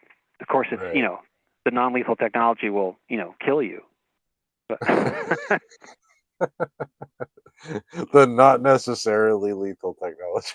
Yeah. Well, you know, I mean, there was a interesting news article back. It would have been around the time that the Chameleo thing was happening. There was some sort of like protest in Washington, D.C. against the EMF electronic torture of human beings. And this writer actually did a fair job of covering that. And it was in a mainstream publication. I'm trying to remember what it was. But the writer actually went and interviewed John Alexander, and who has advocated non-lethal weapons for some time. And right. It was interesting. John Alexander. Yes. The fellow's name was Harlan Gerard. Harlan Gerard was the fellow who claimed that he was being targeted because of what he said about George Bush and all that. And the article I'm referring to is called "Mind Games New on the Internet: A Community of People Who Believe the Government is Beaming Voices into Their Minds. They may be crazy, but the Pentagon has pursued a weapon that can do just that," by Sharon Weinberger. It was published January 14th, 2007. It's fascinating the way that it sounds like that title went through many iterations. It's Mind Games New on the Internet. That's the main title. Then the subtitle: A Community of People Who Believe the Government is Beaming Voices into Their Minds. So that sounds nuts. Then it says they may be crazy, but the Pentagon has pursued a weapon that can do just that. So that subtitle takes you through various. It's like an emotional roller coaster. That title. Right. It was like, you know, that went through many different editors. That title. Well, they're being as careful as possible, I think, in crafting. Absolutely, that's exactly what's going on there. So if you Google that title, you'll probably find this article, and in here he interviews John Alexander, and this was published in the Washington Post, January 14th, 2007, and there's this one part where he writes. The writer says, a week before the TIs, targeted individuals, A week before the TI's rally on the National Mall, John Alexander, one of the people whom Harlan Gerard holds personally responsible for the voices in his head, is at a Chili's restaurant in Crystal City explaining over a Philly cheesesteak and fries why the United States needs mind control weapons. Skipping down, in an earlier phone conversation, Alexander said that in the 1990s, when he took part in briefings at the CIA, there was never any talk of, quote, mind control or mind-altering drugs or technologies or anything like that, unquote. According to Alexander, the military and intelligence agencies were still scared by the excesses of MK-Ultra, the infamous CIA program that involved, in part, slipping LSD to unsuspecting victims. Quote, until recently, anything that smacked of mind control was extremely dangerous, unquote, because Congress would simply take the money away, he said. Alexander acknowledged that, quote, there were some abuses that took place, but added that on the whole, I would argue we threw the baby out with the bathwater, unquote. But September 11, 2001 changed the mood in Washington, and some in the national security community are again expressing interest in mind control, particularly a younger generation of officials who weren't around for MKUltra. It's interesting that it's coming back, Alexander observed. While Alexander scoffs at the notion that he is somehow part of an elaborate plot to control people's minds, he acknowledges support for learning how to tap into a potential enemy's brain. Skipping down further, Alexander also is intrigued by the possibility of using electronic means to modify behavior. The dilemma of the war on terrorism, he notes, is that it never ends. So what do you do with enemies, such as those at Guantanamo? Keep them there forever?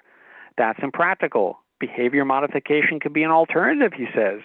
Maybe I can fix you or electronically neuter you so it's safe to release you into society so you won't come back and kill me, Alexander says. It's only a matter of time before technology allows that scenario to come true, he continues. We're now getting to where we can do that. He pauses for a moment to take a bite of his sandwich. Where does that fall in the ethics spectrum? That's a really tough question. So there you get that important point where he says things change after September 11th. Because, I mean, the thing that happened to Damien is initiated in the summer of 2003. It's right after 9/11. I've talked to so many other people who I'll ask them, so when did it start? And it's like right after right after 9/11. And there's you should look at a book by Thomas Bearden called The Excalibur Briefing, if you're not already familiar with it. If you look at page 229, but the entire book, he actually goes into, the research into this kind of technology, back during the Cold War. And so I think the Havana Syndrome is essentially an updating of exactly that type of technology. Yeah, well, that was a pretty bewildering answer to that. I'm kind of taken aback because I didn't expect that. I didn't know about that whole John Alexander interview. Because I mean, he's so cavalier about the way he's talking about it too. He's just like, we can do that. It's no big deal. Right. I mean, what he's saying is it was advocated by Louis Jolyon West, MKUltra scientist Louis Jolyon West, the guy who infamously killed the elephant with the LSD. You got to go out of your way to do that, by the way. Right. To kill an elephant with LSD. And Louis Jolyon West plays a big role in the book Chaos by Tim O'Neill, which Netflix just did a documentary of, though I thought it was a very poor attempt to adapt that book into a documentary. I almost felt like somebody bought the rights to Tim O'Neill's book to make it, to underplay it, to downplay it. I think the same thing happened with the octopus murders and the Danny Casolaro story. Did you see that documentary? Yes, I think less of Chameleo than the octopus. However, the octopus, it's very strange. I know someone who knows those people, and she felt that they were being sincere in what they were trying to do. But I got the sense, particularly in the last episode, and they do this so often, they'll lay out all the evidence, and that indicates that Danny Casolaro was murdered.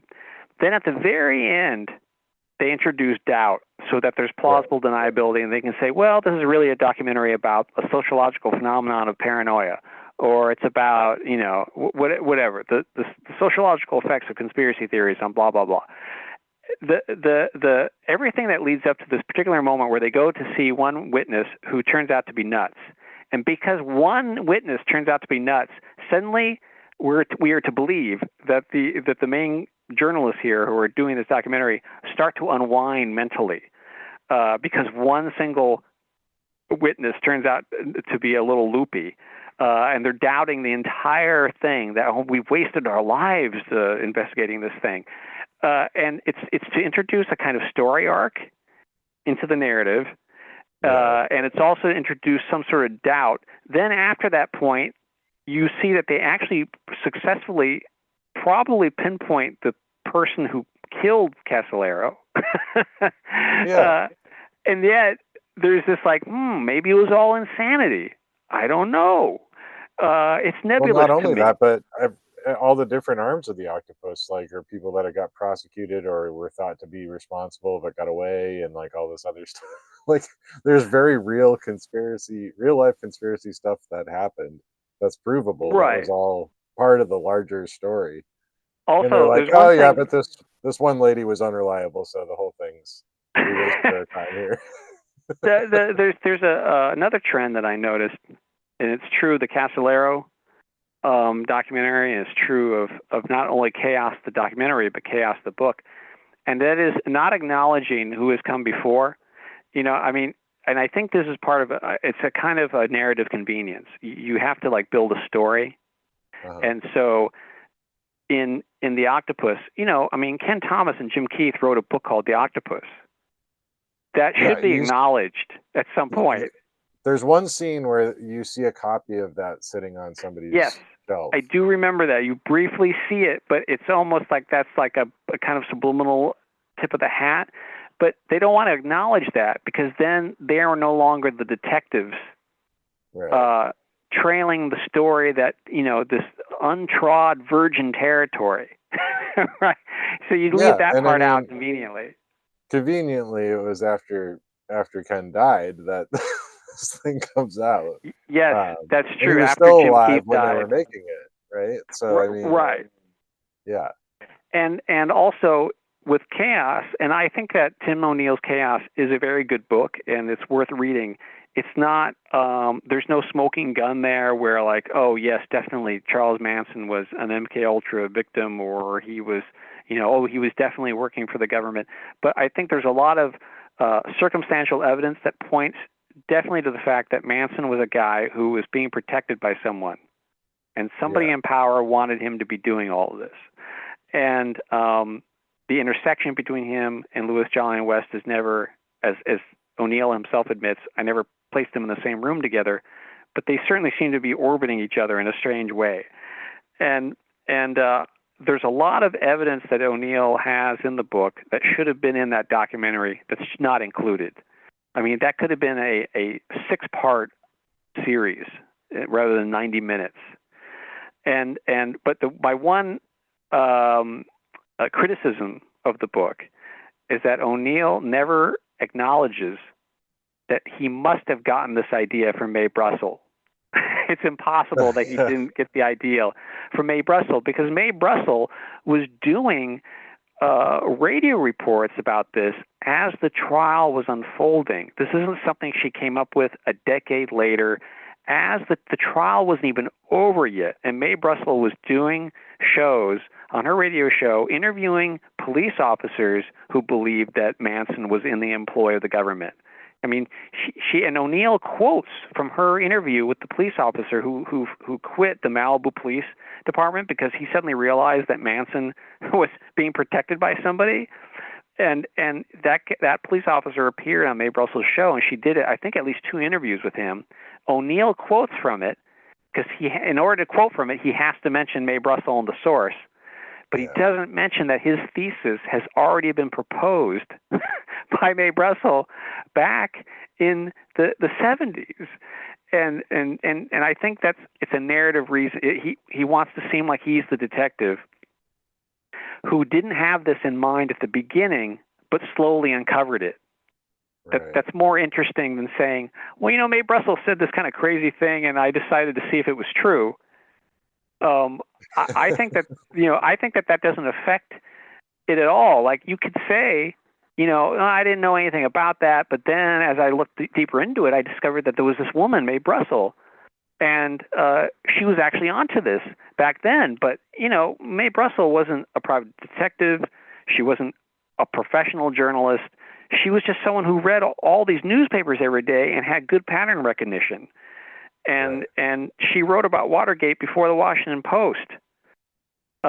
Someone once asked Seymour Hersh, the famous journalist Seymour Hersh, they asked him, "What do you think about Mae Brussels?" And he said, "Oh, Mae Brussels? She's crazy, but she's right." Yeah. I think that that's something that should have been acknowledged in O'Neill's Chaos book. He should have said, like, "Listen, people have come before me, and Mae Brussels the one." But it is a good book in the sense that he comes along and is able to underscore and give more evidence for what Mae Brussels was saying even back then. Well, yeah. So I think people like to feel like they're the detective, and it's certainly a good marketing ploy. So there's a psychological factor to it. But uh, I think it's good, just like people can check on your sources and look for themselves to see. And giving people credit isn't such a difficult thing to do, you know. well, yeah, I don't. I mean, I think that doesn't take away from that kind of detective story structure. You can have that and also mention, "Oh yes, she noticed this before." I mean, I Right. think that makes it more interesting that this woman noticed this pattern before O'Neill starts investigating it. And I noticed a similar thing in this is not quite the same, but it's adjacent. Steve Hodell's Black Dahlia Avenger, which is an interesting book about, because Steve Hodell claimed that his father was the Black Dahlia murderer, and he was an LAPD officer, and he wrote this book about it. Now, I have a kind of a weird tangential personal connection to all this, because when I was a kid, I grew up listening to KPFK in Los Angeles, and there was a radio show that was on every Friday night from 10 to midnight called Mike Odell's Hour 25. It was a show specifically devoted to interviewing science fiction writers. And so this was one of my first introductions to hearing professional writers talking for 2 hours, no commercials, about their profession and how they went about doing it. And it was actually more valuable than almost any creative writing course I've ever had. And Mike Odell was the host, and he was also a writer. Mike Odell, who is the younger brother of Steve Hodell, Mike Odell wrote a Sherlock Holmes novel called Enter the Line, which I have a hardcover copy of, just to the right of me. I'm looking at it right now. And Mike Odell died very young of brain cancer. And when I picked up the Black Dahlia book, which I think I got the trade paperback, which had the introduction by James Elroy, and I thought that Steve Hodell, I mean, I noticed it was the same name, but I didn't think they were related. I didn't know that there was any connection. As I'm reading it, Steve Hodell mentions his younger brother, Mike. And then suddenly I flip ahead and I look in the index, Mike Hodell, and I look, and he mentions Hour 25. He mentions that he worked at KPFK, and I'm like slapping my forehead going, wait a minute, Mike Odell's dad was the Black Dahlia killer? And the book, Steve Hodell frames it where he says that after his father died, he found this book of photos. And in the book of photos are all these women, these dark-haired women. And he interprets these as like George's trophies. And one of the photos is this young dark-haired woman, and he said, I saw it, and I knew that was Elizabeth. That's Elizabeth Short. And that's what gives him the idea of beginning to investigate his father as a potential suspect in the Black Dahlia murders. Well, I never thought that the woman in the photo looked anything like Elizabeth Short. I've always doubted that this aspect of the story. I do think it's very plausible that George Hodell was the man who killed Elizabeth Short. However, I think that he introduced this idea of, he suddenly got the idea from finding this photograph amongst his father's, boxes and possessions. He introduces this idea that this is what gave him the idea to give the illusion that this is kind of a detective story, and he had no knowledge of this before, and now he is investigating it. Because recently, I heard J. Michael Straczynski, who created the show Babylon 5.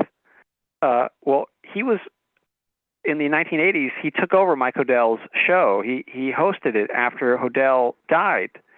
And Straczynski was friends with Mike Hodell, and he recently posted a story online that totally fascinated me because it confirmed something that I always suspected.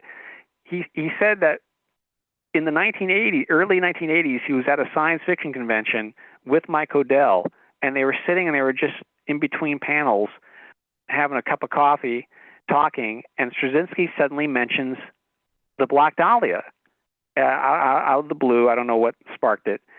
And then Mike Hodell goes silent, and he says, my brother and I always thought that the Black Dahlia killer was our father. And Straczynski's like, what? And something happens, and then that's like the end of the conversation. He never follows up on it.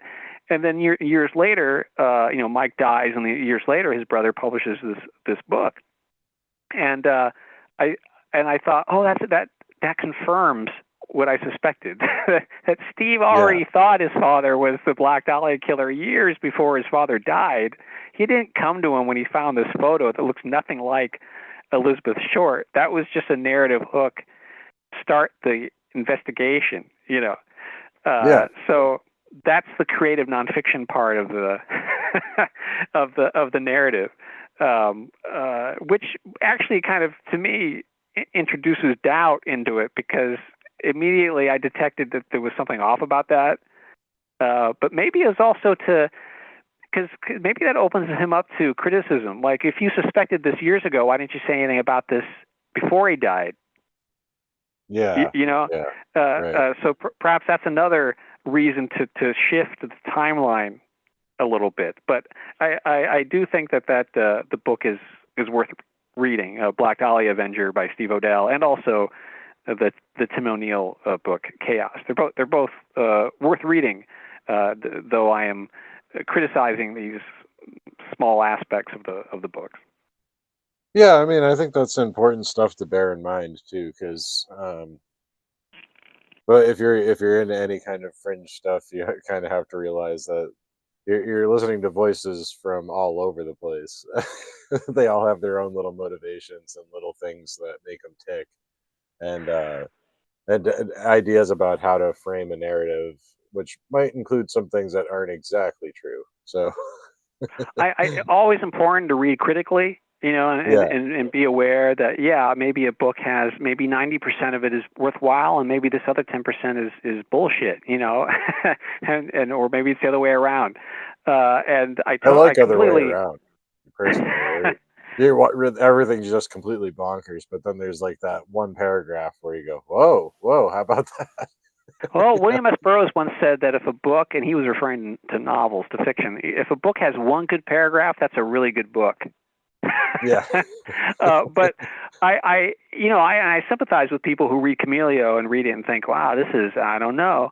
However, I've read reviews where people will come to a conclusion after having read the whole book that's not borne out by what's actually in the book. Like, they will read the whole book, ostensibly. They claim they've read the whole book. And then they will say, I came to the conclusion that this is just some guy who, he has this crazy friend who was on drugs. He did heroin, and he hallucinated all this. And these people clearly don't know how drugs work. Like, heroin's not a hallucinogen. And that his friend's like really gullible and just believed everything that his friend told him. Okay, I mean, you can read the book and interpret it as two people going slowly mad, and that it's a whole like study in paranoia. You can completely read it in that way. That's perfectly fine. However, you have to throw out all of Richard Schonger's testimony, Right. and you have to throw out all the other surrounding evidence beyond just what Damien is claiming. Yeah. So, I mean, when you read something critically, you have to ask yourself, well, is there evidence there to support it? Or, I mean, I tried to add endnotes and footnotes, and I quoted from newspaper articles and historical documents to try to support the central thesis of what I was saying. Yeah, if you hadn't done that, I might have been a little bit less clear about it reading it the first time. But like I felt like you kind of needed to because the story is just that weird, Maybe it seems less weird to modern readers with how weird the world's gotten these days. Oh yeah, I So think so. you should do a push for a 10th anniversary revival of the book. Well, yeah, I've been contemplating kind of a follow up. The question would be how it would. I've been thinking about it. Let's just put it that way. An annotated edition, maybe. Oh, that'd be interesting. Yeah. I should get Leslie S. Klinger, the foremost annotator, Yeah. to annotate Chameleo. I did publish an article in Nexus. In fact, it was published only like a month or two after Richard passed away. Unfortunately, I wanted to give him a copy of it because I quote him in it. It's called Invisible Predators, and it's kind of a follow-up to Chameleo. If you just, Nexus has this thing where if you buy a digital copy of it, you can selectively buy just one article. So if you only want to read that one article, and it's pretty long, actually, it's longer than the typical Nexus magazine article, you can just download that one article. So if you go to cryptoschatology.com, my website, and just search like Invisible Predators, you'll probably find the link to how to get a copy of that issue if you want to read Chameleo and then read the follow-up article that was in Nexus. I also did a follow-up interview with Richard that was also in Nexus magazine that I think appeared a year after the book was published, maybe 2016, I think, where I interviewed Richard specifically just focusing on his interest in Freemasonry, Rosicrucianism, esotericism, and how that relates to his interest in science, and how he never thought of these things as being separate, but as being part of a whole. Well, that is interesting. I mean, that was kind of one of the ways you were able to contact him was through Freemasonry, wasn't it? Well, that was another one of the amazing, bizarre synchronicities, because when Damien, after he'd fled San Diego and had gone driving around through various areas of the United States, he contacts me to tell me that he found this website called Chameleo.net, and he says you should look at it because what's being described here sounds closer to what I saw than these other things like the invisibility Harry Potter cloak that Professor Tashimi, I think was his name, in Japan had created, and there were like several news articles about that, but it only cloaked you from one angle, which isn't effective on the battlefield. So Damien goes, you should look at this. So I look at it, and then I read about the inventor, and it says that he's a 33rd degree Freemason at the Scottish Rite in Long Beach. And then I go, well, that's weird because I'm a 32nd degree Freemason at that same Scottish Rite in Long Beach. Like, do I know this guy? Have I met him? And then that's how I was able to contact him and say, hey, do you mind if I interview you? I'm in your lodge. And he was like, a fellow brother. Yes, let's meet at the lodge this Saturday. And then you can interview me. So that's when I contacted Damien, and I go, hey, the guy, he's in my lodge. And then Damien just hopped into a van and drove straight to Long Beach. And so we, me and Damien had lunch with him at George's Greek Cafe on Pine Street in Long Beach, and then took him to my office and, sat down with him for, 2.5 hours or more And Richard, Damien was. I thought that the effect of the interview on Damien was that it was going to give him hope, like, oh my God, this is evidence that I'm not insane. But instead, I think it kind of really discombobulated him. I mean, I think he was holding out hope that he was crazy, because that would indeed be easier to treat. This situation, I think, kind of. I think his skull kind of caved in a bit after meeting Richard. It's like, oh my God, this actually is happening, and so I should say I just talked to Damien yesterday, by the way, and he's doing much better in recent months. I was going to ask.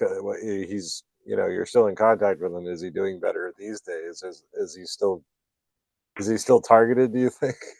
For a long period of time, I got this email from these people who said, "Hey, I just bought this copy of Spies and Saucers on eBay, and I bought it from a thrift store in that's based in the Pacific Northwest." And they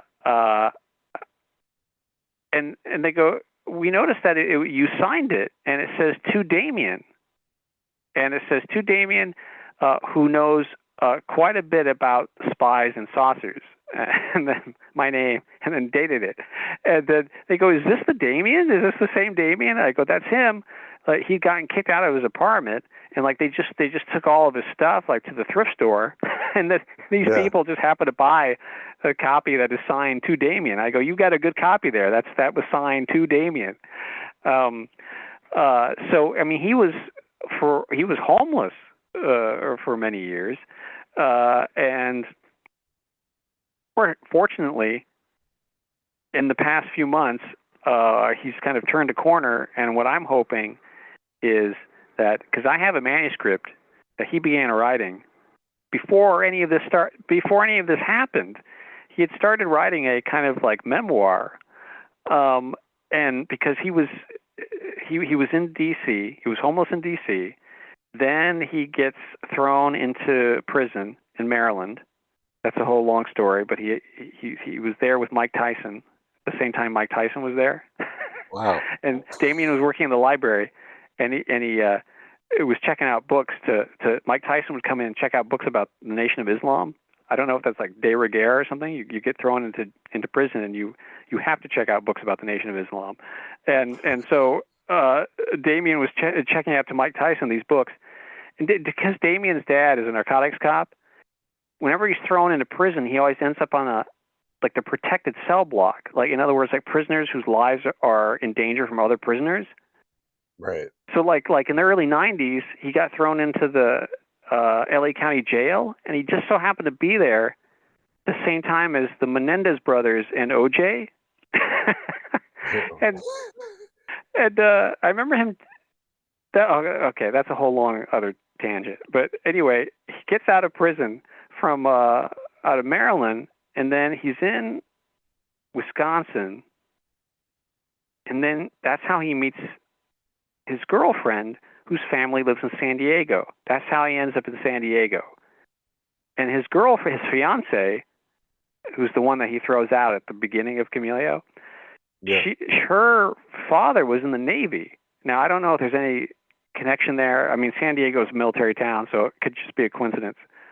But that's how he ends up in San Diego. So he started writing a manuscript about all this. It was probably 130 pages or so, which I still have. And I told him, I said, if you can get your head straight, you could just easily segue from where the manuscript ends into the beginning of everything that happens in San Diego.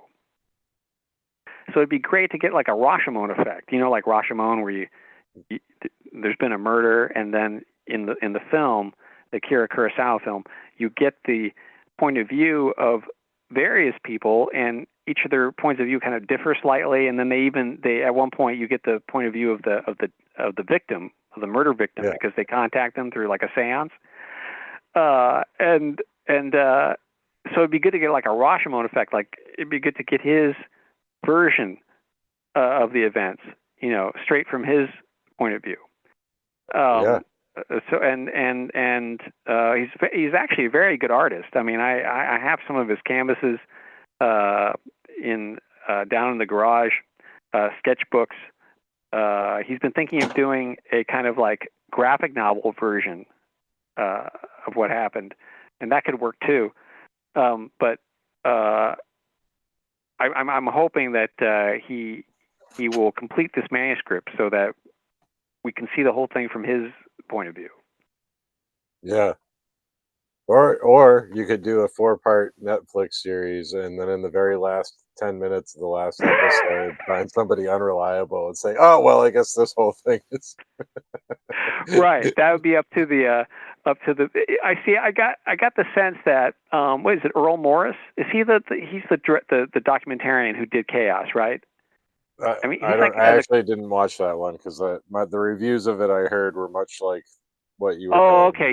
You So, should watch it just to see it. But the I mean, he's like like an Emmy Award winning, Academy Award winning documentarian, and here he is doing this Netflix thing about Charles Manson, and I almost got the sense that they bought the rights to it, and it's almost like he's uncomfortable with where this goes. yeah. So if they spend like 15 minutes talking about Louis Jolyon West, 45 minutes telling us about the murder. We know how these people were murdered. We don't need to hear Spider-Man's origin story again. We know what happened that night, and then the rest of it kind of goes back to the kind of MK Ultra kind of aspect to this about Manson being a police informant and all this, but really just barely touches the surface. Like most of the most damning evidence is just completely left out. And it ends on a kind of note of, I wouldn't even say it's ambiguous. Like at least the octopus was a little bit ambiguous at the end. This is more like it ends on a kind of note of, well, yeah, there's all these weird theories, but it's just like they're these crazy hippies, man. Like what else are you gonna say about it? They took LSD, they went nuts, and they killed these people. I mean, that's essentially how it ends. It leaves you with that impression. And I really feel like either it's someone buying the rights to the book just so no one else can buy the rights to the book and do a more damning kind of documentary, or it's they assigned it to this guy and he was like, oh, how much are you going to pay me? Okay, that's good. I can crank out 90 minutes of this, and but is kind of somewhat uncomfortable as to the thesis of the book and just wants to kind of do the movie but skirt around it at the same time, which, I really think if you're going to commit to something, you got to commit to it. Like either don't accept the assignment or accept the assignment and then go full tilt. Don't do a half effort. Right. Either say no and pass on the Netflix check, or say yes and actually like go the limit and make a documentary that accurately reflects the thesis of the book. So I think the film really kind of it kind of chickens out. It gets to the edge and then turns around. It doesn't even get to the edge. The edge is off on the horizon and decides to turn around well before the edge is in sight. Yeah, that's disappointing. But I mean, in today's day and age, I think a lot of people really are reticent to get too tangled up into like a conspiracy narrative because, well, yeah, because then now it's like, what are you, a QAnon guy? yeah, I mean, it's weird how it's become simultaneously normalized and mainstreamed, and at the same time, it's even worse for your reputation to believe any of it. You know. Well, and it's interesting how it's being, the Quora digest where people like send in questions and then people will respond, right? Yeah. And so once you look at one, then they're sending you similar ones. So if you look up one related to UFOs, you're going to be getting a bunch of like UFO ones after that, right? So I will look at the gang stalking threads to see like what people are saying, and I've seen variations on this, what I'm about to read to you, several times over the past 4 months. Okay. And this is from March 11th. it says, how do you stop gang stalking? Okay, and then the response is, gang stalking is over. The program was defunded in 2024, and POTUS Trump has his sights set on dismantling FEMA under DHS, which are the primary funded agencies that oversee that program. So I've seen variations of this. Like, someone's really pushing this idea that, Trump and Musk, anyone who thinks that the surveillance and harassment program is going to end because of Trump and Elon Musk are delusional. While they're actively kicking people out of the country and sending them to slave camps in Central America right now. My friend Craig Gidney, who is a novelist, author of A Spectral Hue, a brilliant novel, one of his brother's colleagues at Tufts University was picked up by ICE agents wearing masks, because it's okay to wear masks if you're abducting people. But if it's to prevent the spread of a virus, you don't wear a mask. But if you're abducting people, definitely wear a mask. And she was a doctoral student, and I'm probably going to mangle the pronunciation of her name. Many articles have been written about this. I think Rumesa Ozturk, Ozturk. If you look up, and then not just like what's going on now, but look at the past Trump administration. There's a Gizmodo article from in November 2022. It's called "Homeland Security Admits It Tried to Manufacture Fake Terrorists for Trump." Look that up. And there's a Washington Post article from July of 2020 during the whole the George Floyd protest, and it's called "It Was Like Being Preyed Upon. Portland protesters say federal officers in unmarked vans are detaining them." So there's just mass people in unmarked vans, just jumping out of vans, grabbing people, throwing them into the vans. Wendy C. Thomas, who's a journalist, she, in June of 2020, wrote a ProPublica article called "The Police Have Been Spying on Black Reporters and Activists for Years. I Know because I'm one of them." That article is all about unconstitutional surveillance and harassment. It's mainstream outlets are constantly reporting on what we call gang stalking. Even though gang stalking is really a misnomer, it's not the appropriate word to describe it. That's why usually when I'm talking about it, I will refer to it as unconstitutional surveillance and harassment. I was hearing Stephen Snyder, who hosts the Farm podcast. He interviewed Greg Bishop, and Greg Bishop, of course, wrote the book Project Beta, excellent book about Paul Benowitz, and Greg Bishop is talking about everything Benowitz went through for about an hour. And then Stephen Snyder asked Bishop, so would you say that Paul Benowitz was a victim of gang stalking? And then Bishop kind of paused for a moment, and he goes, no, I don't think so, or at least not as how I understand the word gang stalking and how it's defined. If Stephen Snyder had asked him the question, would you say that Paul Benowitz was a victim of unconstitutional surveillance and harassment? Bishop would have said, of course, I've just been talking about that for an hour. What a dumb question. It's the word gang stalking. It's almost like, when the term conspiracy theory was created for the specific purpose of downplaying and demonizing the people who were investigating the JFK assassination back in the 60s. The original John, people like Garrison and Mark Lane and et cetera.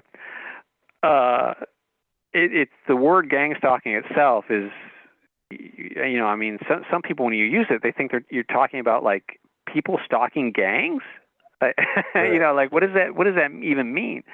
So or roving splinter cells of something that are just kind of, following you around, which I guess essentially is part of it, but that's not the whole thing. It's it's a bigger thing, Right, exactly, and essentially it's it's an updating of COINTELPRO. And people understand that. So with COINTELPRO, they as far as we know, they weren't using electromagnetic energy weapons to torture people. but there is that technological aspect to it. It's not just surveillance and harassment. There's that added element as well. Or there can be. It's not the same. Every case isn't exactly the same. If I know some people who are really big into like the JFK assassination, and they're perfectly happy giving all their who previously seemed concerned about government overreach and the government, having access to your private information. They seem perfectly okay with giving away all of their private information to Elon Musk, as long as we get like 60-year-old JFK assassination files released to us. That's perfectly fine. Even though these files probably will not tell you anything you don't already know, as long as that happens, we're perfectly okay with Elon Musk and his sovereign and eternal order of tech bros having access to all our private information. That's perfectly fine. That's something we're willing to give to get these JFK assassination files released, or people who are really into UFOs and like, oh, Trump's president, he's gonna. I heard Stephen Greer on, of all places, Newsmax, the ultra right wing, the MAGA propaganda arm. Stephen Greer was on Newsmax saying that the day that Trump gets into office, he was going to release the big disclosures coming. Yeah, it's coming. It's coming into January 20th, 2025. Get ready for it. And it's unsurprisingly that has not happened. Yeah, we did get some of the JFK docs, but as you say, I don't think there's anything in them that it's going to be terribly surprising. I haven't heard of anything. I was going to ask you about it just to see if there was anything that you heard about or caught your eye. But of course, I would take people a long time to look through this stuff. So if something of value pops up, that's great, But I don't know. The specific people I'm referring to seem to be perfectly happy to get some sort of little nugget of information about this crime that happened 60 years ago for something that's far more horrific, right. And far more impactful on people who are living right now, not in 1963. That's a ridiculous trade-off. That's a bad compromise, I think. Very bad compromise. That is not the art of doing business. Right. That Trump himself would not make that deal, right? No, he might, because he's not that bright. I mean, that's where my faith is being placed, is this Hail Mary pass, hope that these guys are just egotistical and inept enough to not be able to do much with what they get. Things are going to get worse before they get better, but I think people like Musk and Trump are going to get in their own goddamn way just because of their egos and their ineptitude. I would bank more on their ego than necessarily their ineptitude. I wouldn't necessarily downplay their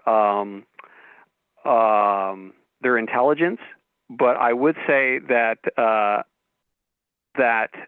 we've already seen, Ramaswamy get booted out, right? Because Musk didn't want him hanging around, right? There's always that the people in power being afraid of the other people who are also in power, and that kind of that those internecine battles and Machiavellian moves, I think, yes, will ultimately be the downfall. I've heard a lot of conservatives compare Trump's win to Reagan's win in 1980, and I actually think it's more like Nixon's win in '72. It's more analogous to that, yeah, that makes sense. Yeah. Nixon eventually, Trump's going to be so full of himself and so confident, he's just going to continue to make grievous mistakes. And just like Nixon did, and they're gonna pile up, and at a certain point, I would hope that even reasonable conservatives would be able to see that this is going off the rails really fast. Yeah, I mean, I almost feel like there's been a sort of glamour put over everybody, or some kind of like, well, maybe some form of mind control. And I imagine a glorious day where people just snap out of it and say, "Wait, what? What have we been Well, okay with? What have we normalized here? well, How yeah, far in a have we way, fallen?" Yeah, I mean, you could say it is a form of mind control. I mean, that's almost not even exaggeration. It is literally Cordner Smith's psychological warfare techniques applied to the civilian population of the United States. And so people who have heard me talking about Operation Mindfuck and think it's a contradiction or hypocritical in light of Chameleo, they're not tracking the connection, because I feel like Operation Mindfuck grows perfectly out of Chameleo. You can read the two in a row, and they form a kind of a diptych, you know. yes, yeah. That's kind of what I was saying at the top of the show, and like, because the ultimate conspiracy theory is to make you believe in all these other conspiracy theories. Right. Yeah. By the way, the people who are waiting breathlessly for the release of the JFK files, in the meantime, I suggest buying Cryptopolis and Other Stories, my Rondo Award-nominated collection of short stories, and you will find in there, if you look at the back of the book, you will see where every single story appeared. There's 25 short stories that appeared between 2000 and 2022. In the back, I have, where every story first appeared. There's one story that says it appears here for the first time, and that is a story called Adventures in the Head Wound. And that combines various JFK assassination theories into one story. It was rejected by about 200 publishers. And it's about this teenager named Gerald who comes into possession of some of the blades of grass from the grassy knoll, and he puts it into a pipe and smokes it. And this sends him hurtling back through time and space to the day of the JFK assassination. And his astral body is able to observe the events of that day. And the story is dedicated to the memory of Paul Krasner, who passed away a few years back, who knew Mae Brussel and published Mae Brussel in The Realist, his magazine. The first chapter of my first book, Cryptozoology, was written at the request of Paul Krasner. And do you know about the parts left out of the Kennedy book? That it's one of the more infamous pieces that Krasner ever wrote. Yeah, I'm a little bit familiar with it. Yeah. I highly recommend reading Krasner's book, Confessions of a Raving Unconfined Nut, which is a great title. It comes from his FBI files. J. Edgar Hoover called Krasner a raving unconfined nut, so that's what he called the book. It's one of the most hilarious memoirs I've ever read.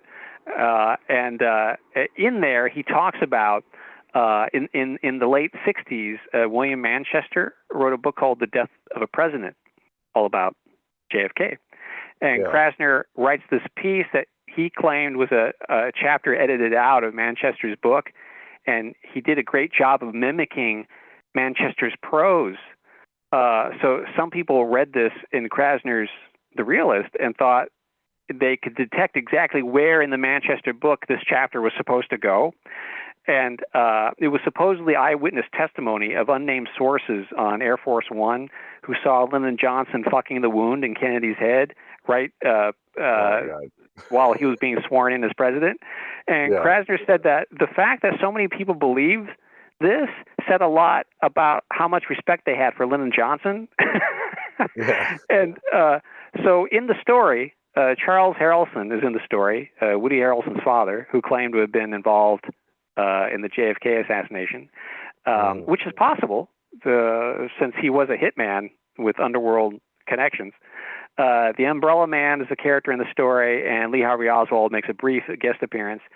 And this is actually one of the older stories in the book because when I wrote it back in 1996, when I was at the Clarion Writers Workshop in Seattle, and in the late 90s, when you submitted a story, you still had to submit hard copy paper submissions. So you'd put a smaller self-addressed stamped envelope in a larger one so the editor could send it back to you if they rejected it. I think I probably submitted Adventures in the Head Wound to at least 100 or more magazines. And one time, the manuscript came back ripped in half. So I guess that means the editor didn't like it. One time I submitted a story that's not in this book to this prominent horror magazine, and the main character of the story was a heroin addict, which describes most of the people I knew at that time. And the editor sent the story back in the self-addressed stamped envelope, and on the back of the envelope was a phone number scrawled in ink. And I thought, what the hell is this? Like, did he use my envelope as a piece of scratch paper or something? And so out of curiosity, I called the number, and it was a hotline to some rehab clinic. So yeah. I guess the editor had a hard time distinguishing between fiction and nonfiction. Right. He thought, I must be a heroin addict because I wrote the story about a heroin addict. and oddly enough, years later, I actually sold the story to that same editor. I never mentioned the earlier incident because I doubt he remembers it. Yeah. I remember reading a story about the screenwriter who wrote Seven, the film Seven with Brad Pitt and Morgan Freeman.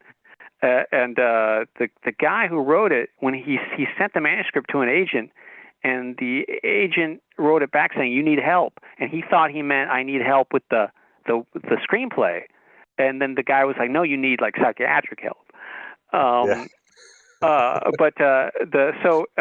Instead of waiting around for the declassified JFK assassination files, I recommend reading Adventures in the Head Wound in Cryptopolis and Other Stories. You'll get the lowdown there. You don't need anything else. Yeah, I would also recommend that. And like, there's something for everybody in that book. There's a good variety of weird stories. Absolutely. I'm personally a big fan of the Bring Me the Head of Andre Breton. Oh, story. That's good. That's that in fact that's a UFO story. Yeah. And highlights the connection, because on one hand it's kind of a crazy, bizarro story, but on the other hand, it's all about the connections between surrealism and UFOs, because Andre Breton is abducted by an alien, and the alien has a spacecraft that is powered only by surrealist poetry. So he needs Andre Breton to come up with new surrealist poetry so that he can get his warp drive activated or whatever.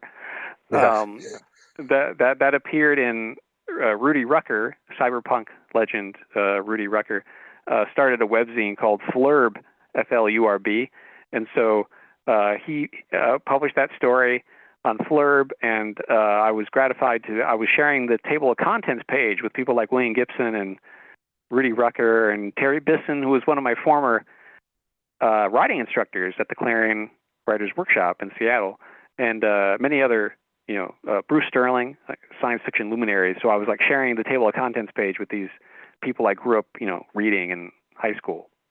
Awesome. It does kind of have the flavor of a little bit of that old school sci-fi, fun story. Like when Ray Bradbury is just having fun with a story. Right. I really appreciated that.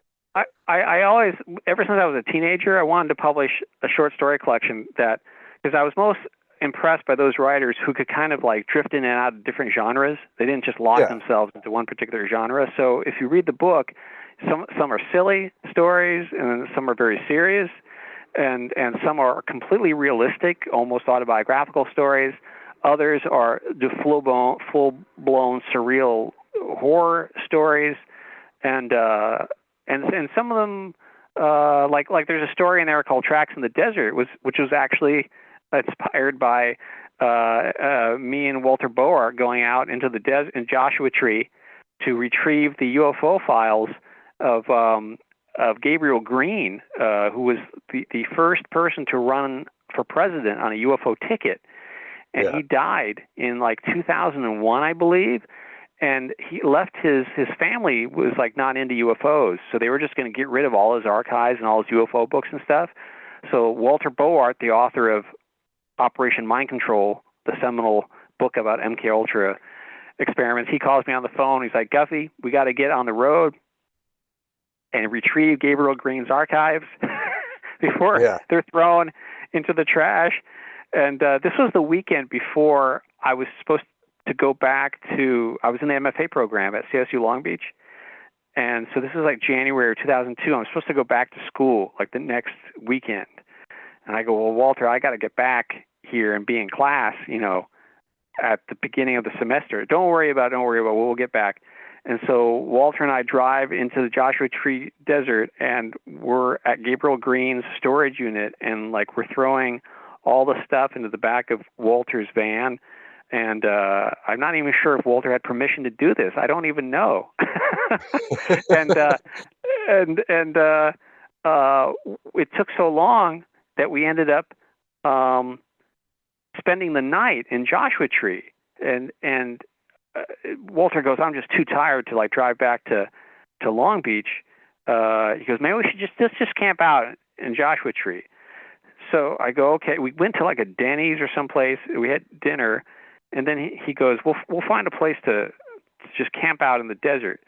And we went past this like sign that said, do not pass this point. And we're the twinkling lights of 29 Palms is off in the distance.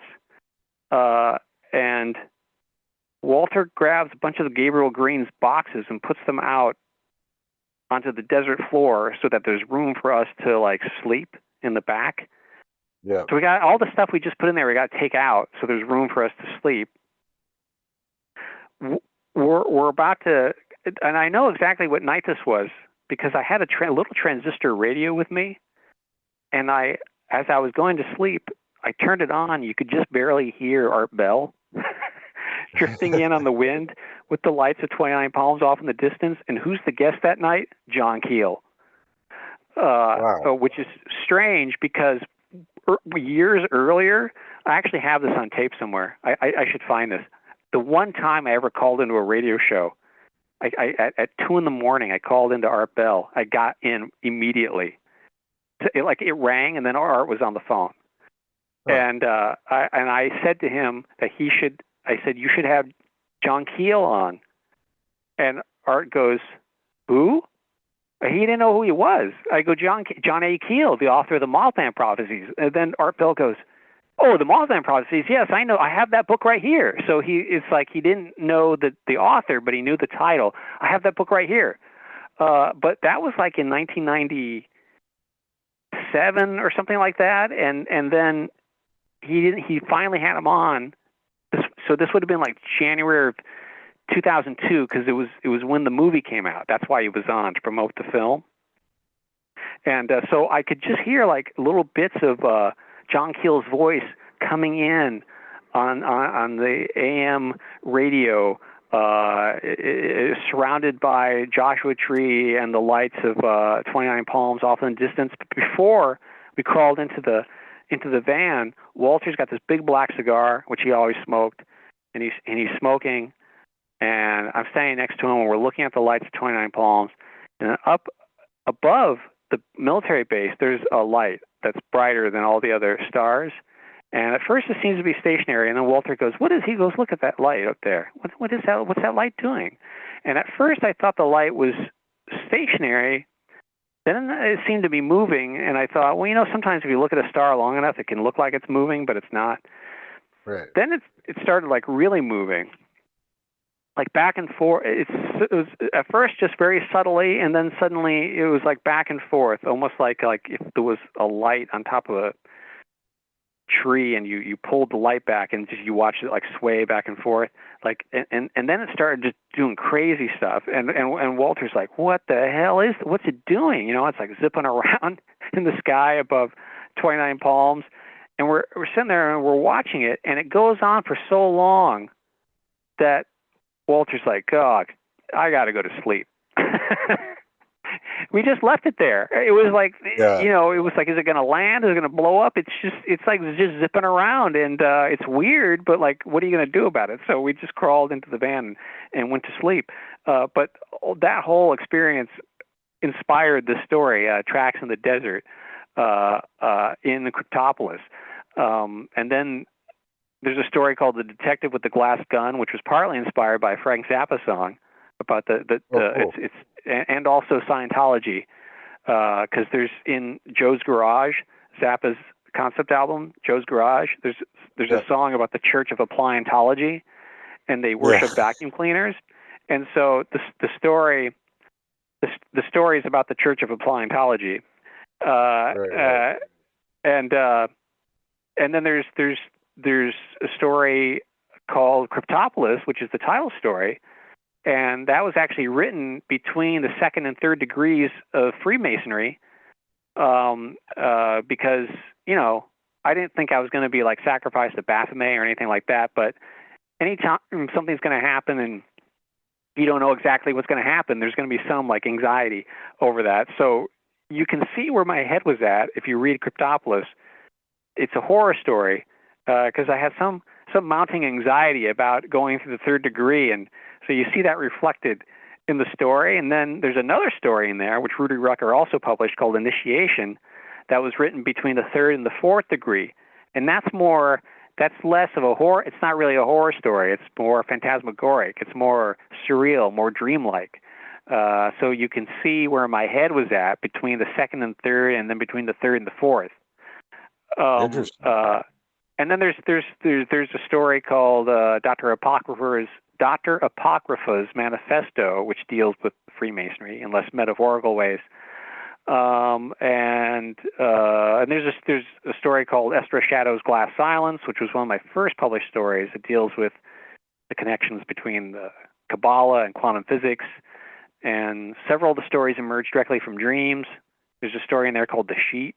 It's almost like a scene-by-scene translation of an extremely weird, vivid dream I experienced over 20 years ago. So a lot of the stories have Gnostic, Hermetic, alchemical, Masonic, Kabbalistic themes, and I think would be of interest to the listeners, particularly if you have an interest in Fortean phenomena and high strangeness of all sorts. Oh yeah. Yeah. Well, like I said, it's a little bit of everything. Wherever your weird tastes may lie, there's something in there for you. And remember, So you can vote for Cryptopolis and other stories in the Rondo Awards. So go yeah, to my whether or March not you read 27th, after whether or not you read it, you can vote for it. Go to the March 27th blog post on cryptoschatology.com, and you'll see the directions on how to vote for Cryptopolis and other stories in the 23rd annual Rondo Awards. excellent. And where can people get your books? What the best way to do that? All my books are available on Amazon. If you don't want to deal with an evil multinational corporation, you could order them through Barnes and Noble, or like, for example, the new book, Expectant Mother Disinformation Handbook, is available directly from the publisher, Manus Heart Press. Cryptopolis and Other Stories is also available directly from Lethe Press, the publisher. Or books, you can order Chameleo or Operation Mindfuck directly from or books.